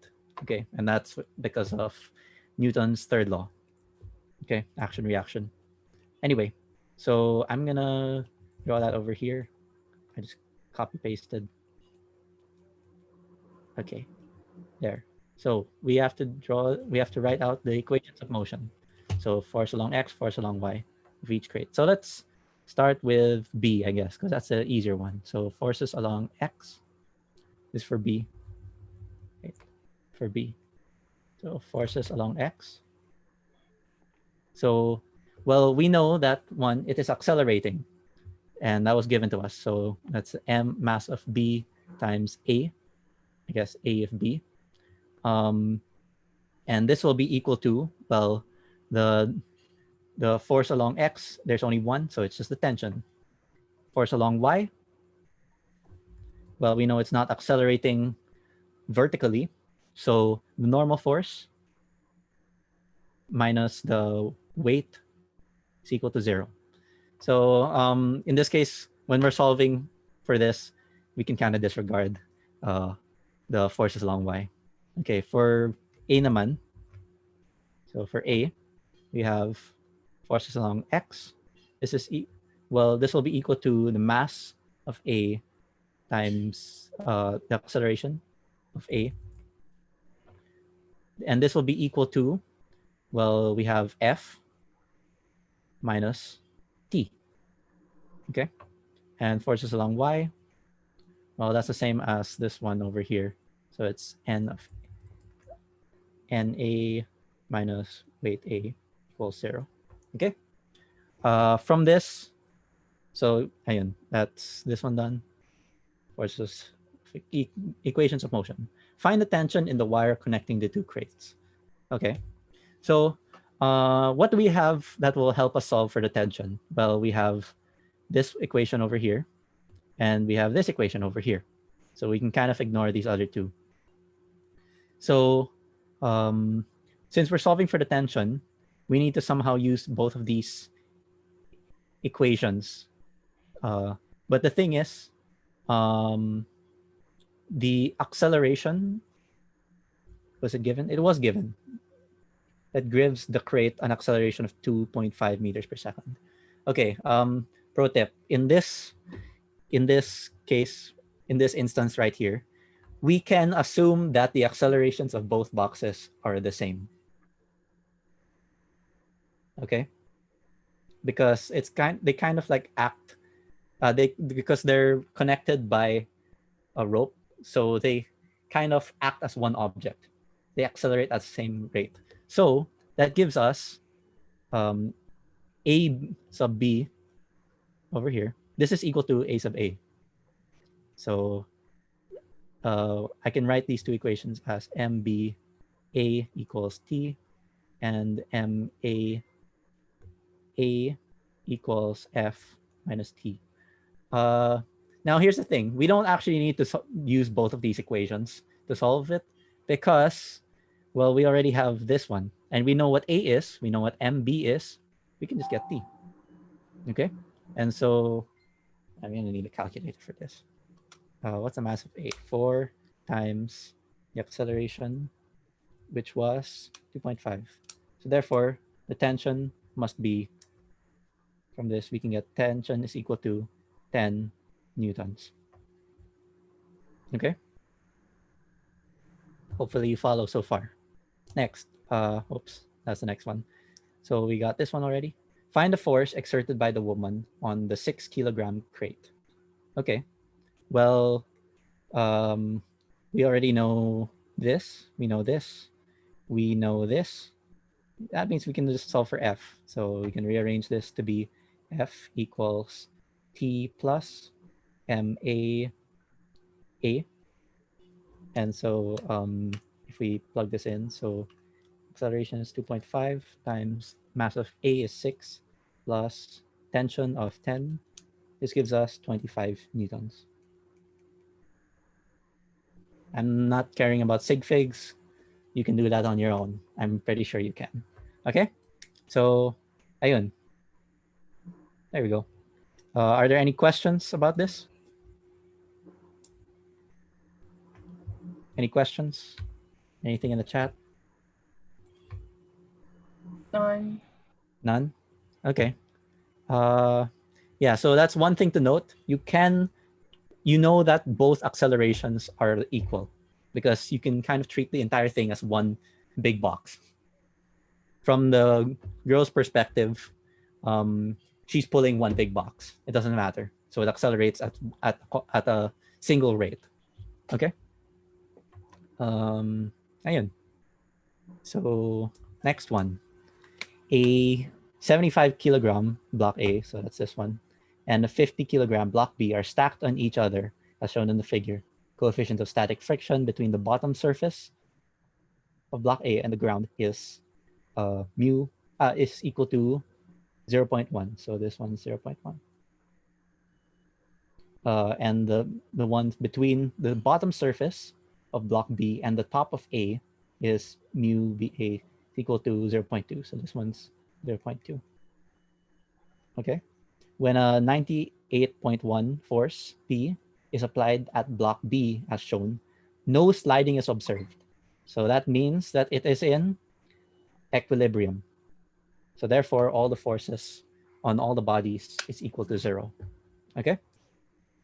So what are the questions? Draw a free body diagram of the two boxes indicating x and y axes. Okay, let's draw them.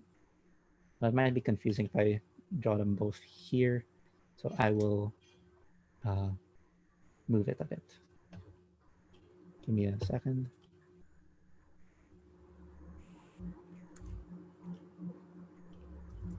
Okay.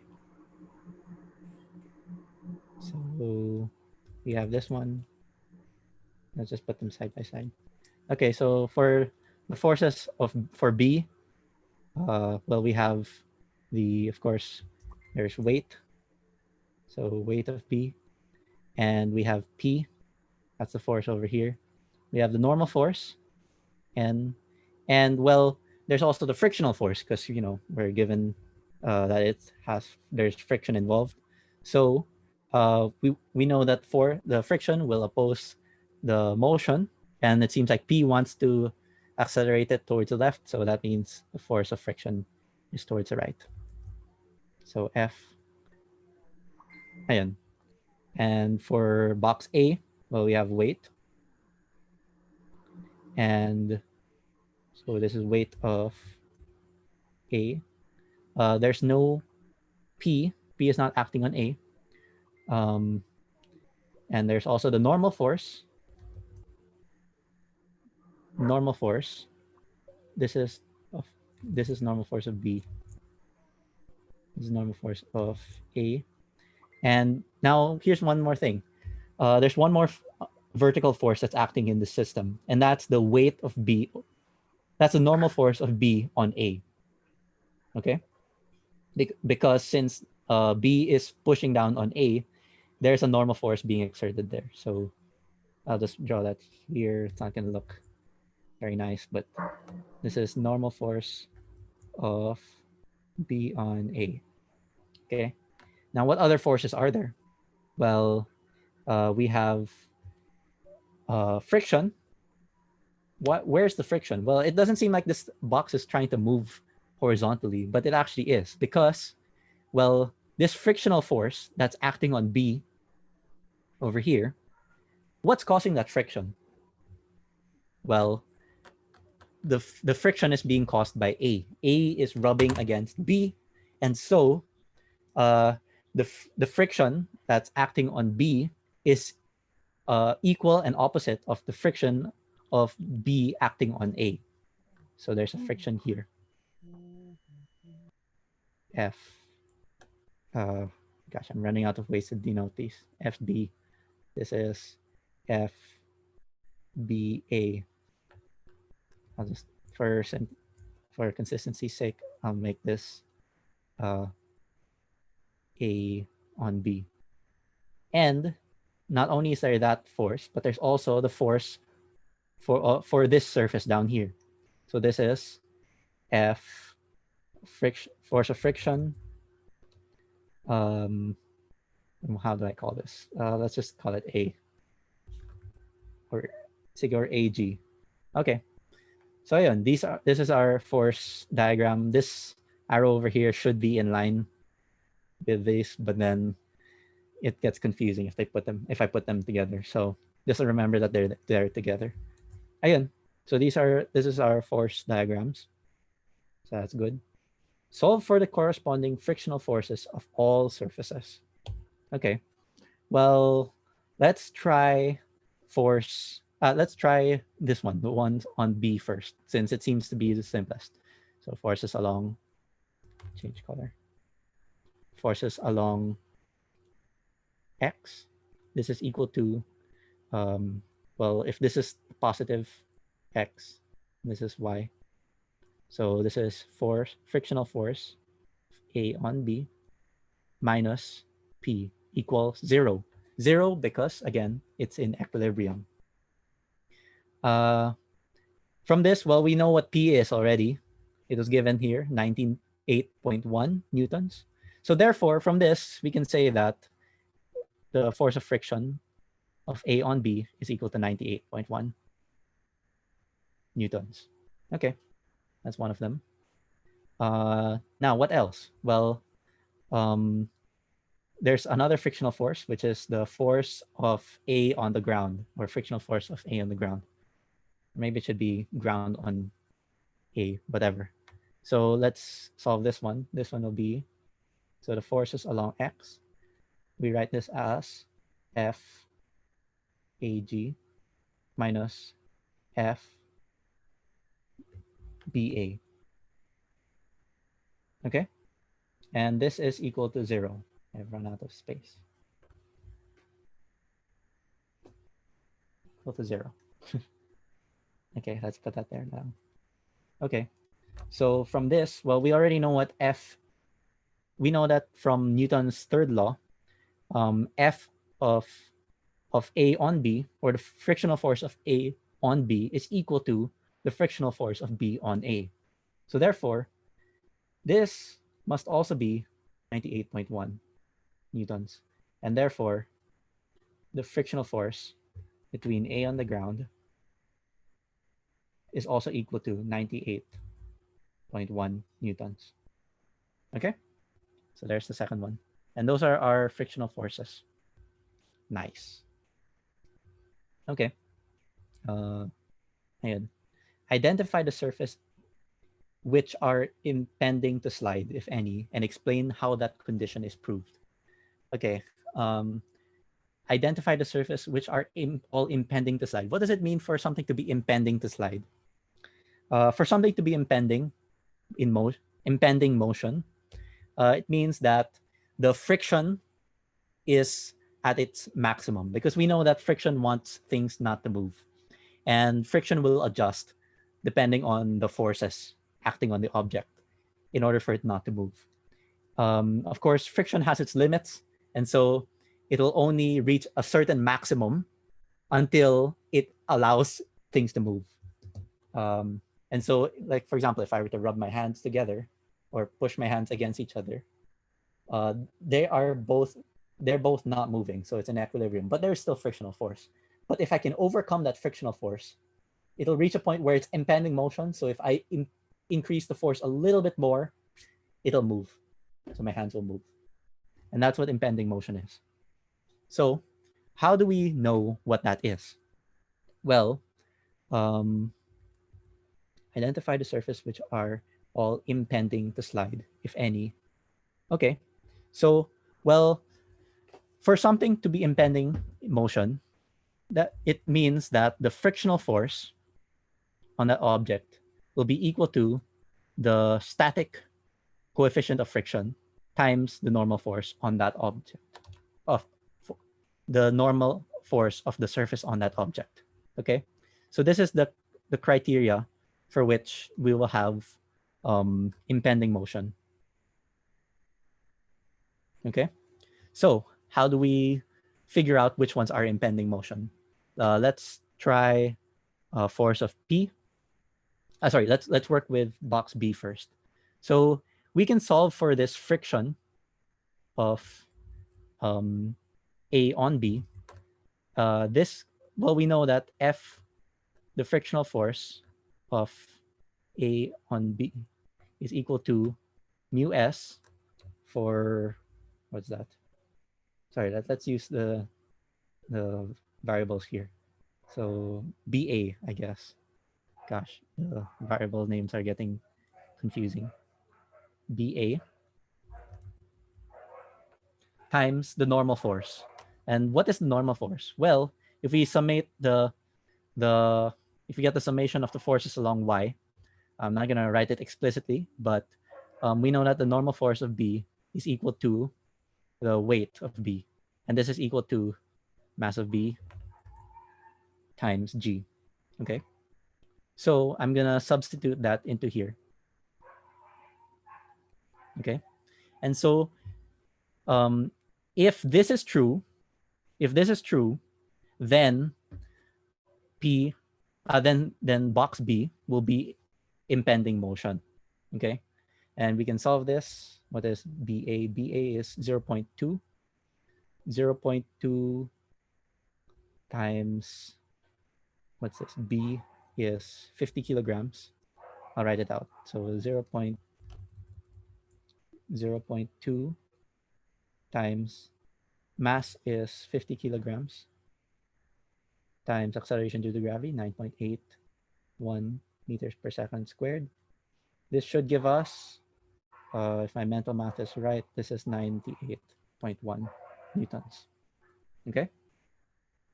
And that means that since this is equal to our friction, since these two are equal, then we can say that box B is impending motion. Okay, excuse the writing. Okay, what about for box A? Well, I will just, excuse me, copy the slide and erase stuff.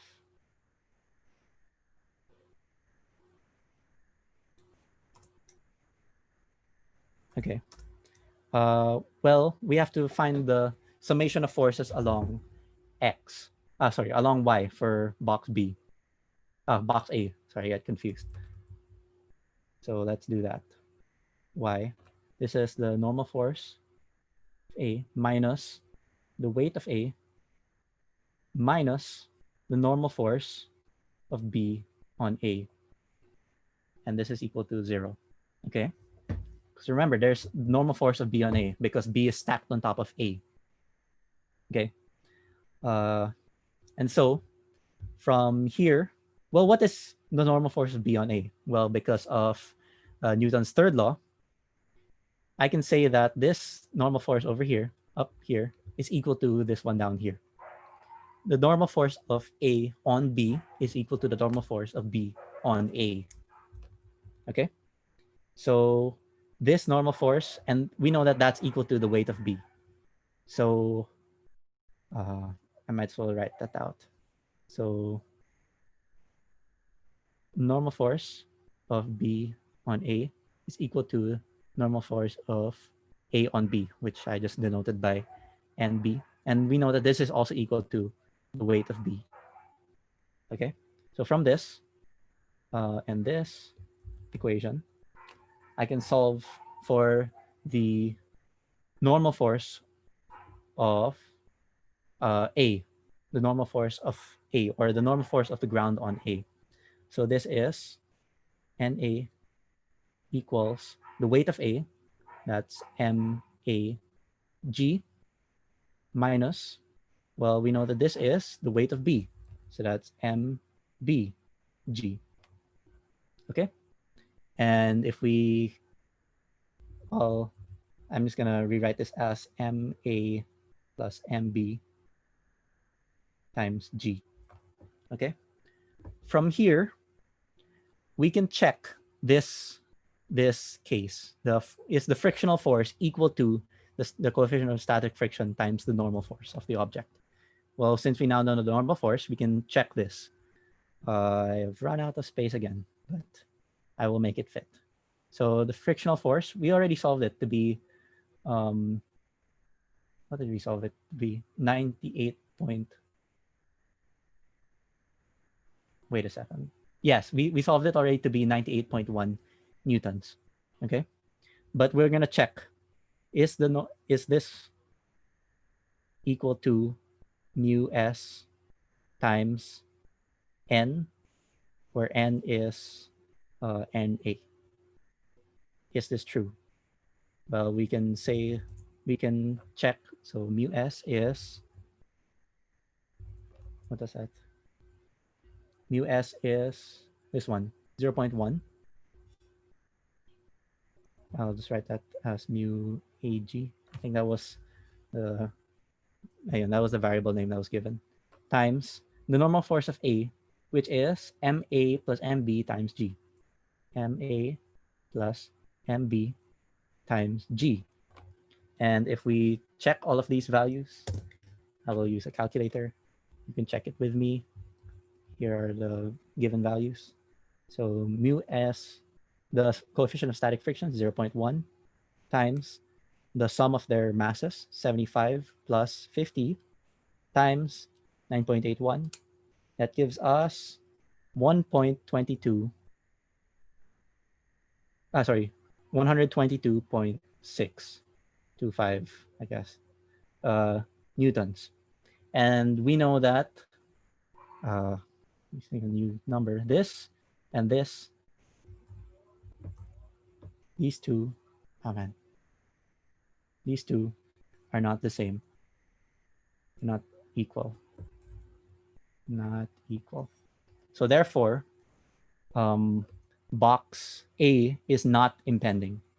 So A is not impending. Okay.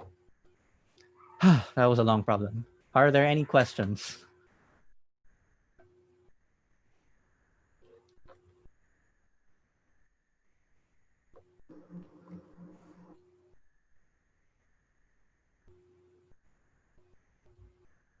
Yes. Any questions about this? Maybe I can open the chat myself.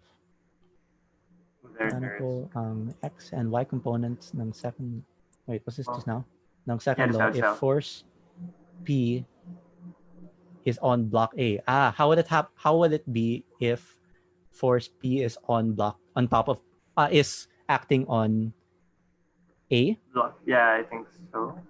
So you're asking for a new scenario. Okay. Oh, no. Well, we can check that out. So I'll make a new slide. Okay, so that's just an example. So we have surface, and there is A, and B is on top. And you're saying that force P is over here naman. How will the FBD look? Well, let's draw it. So instead of drawing it here, actually no, let's just draw it there, whatever. So, well, we have the weight of A. That's always a given. Weight of A. We have P, because that's a given. And we have the normal force. This is N of A. And what else is there? Well, there's the surface of B. That's pushing on A. So there's the normal force of B on A. So N of B on A. And there's also a friction. Okay. So friction. Now here's the thing. Friction depends on normal force. So here we have two normal forces. That means there will be two frictional forces. Or we can treat it as just one force. So this will be F of frictional force. Okay. Now, what will the equations of X and Y look like? So forces along X. Well, this is just F minus P equals 0 because it's at equilibrium, assuming that's what you meant. And we have forces along Y. This will be the normal force of A minus the normal force of B on A minus the weight of A. And this will equal 0. One thing to note is that this F sub F, this will be, this one, F, is equal to mu of A on the ground, so I guess that's AG, times the normal force of A on the ground, plus, because there's two normal forces, we have to add the other coefficient of friction, which is the mu BA ata, yun ata yung variable name, times NBA. NBA. Ayan. So that will be our equations, our summation of forces, or our forces along X and Y. Does that answer your question? Yeah, nice. Okay. Any more questions about this? Does anyone else have questions?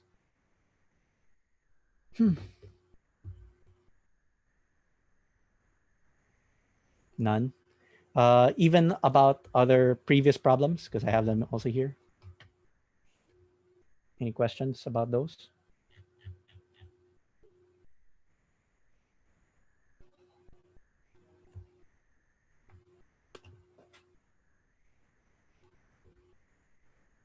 None? Okay. Well, that's the end of the two problems that we picked out.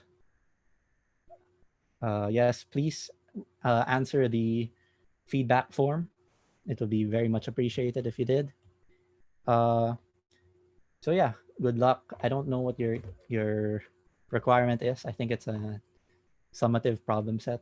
Not sure exactly what that means, but hopefully you learned something. Or hopefully you learned a thing or two from this review session. Yeah.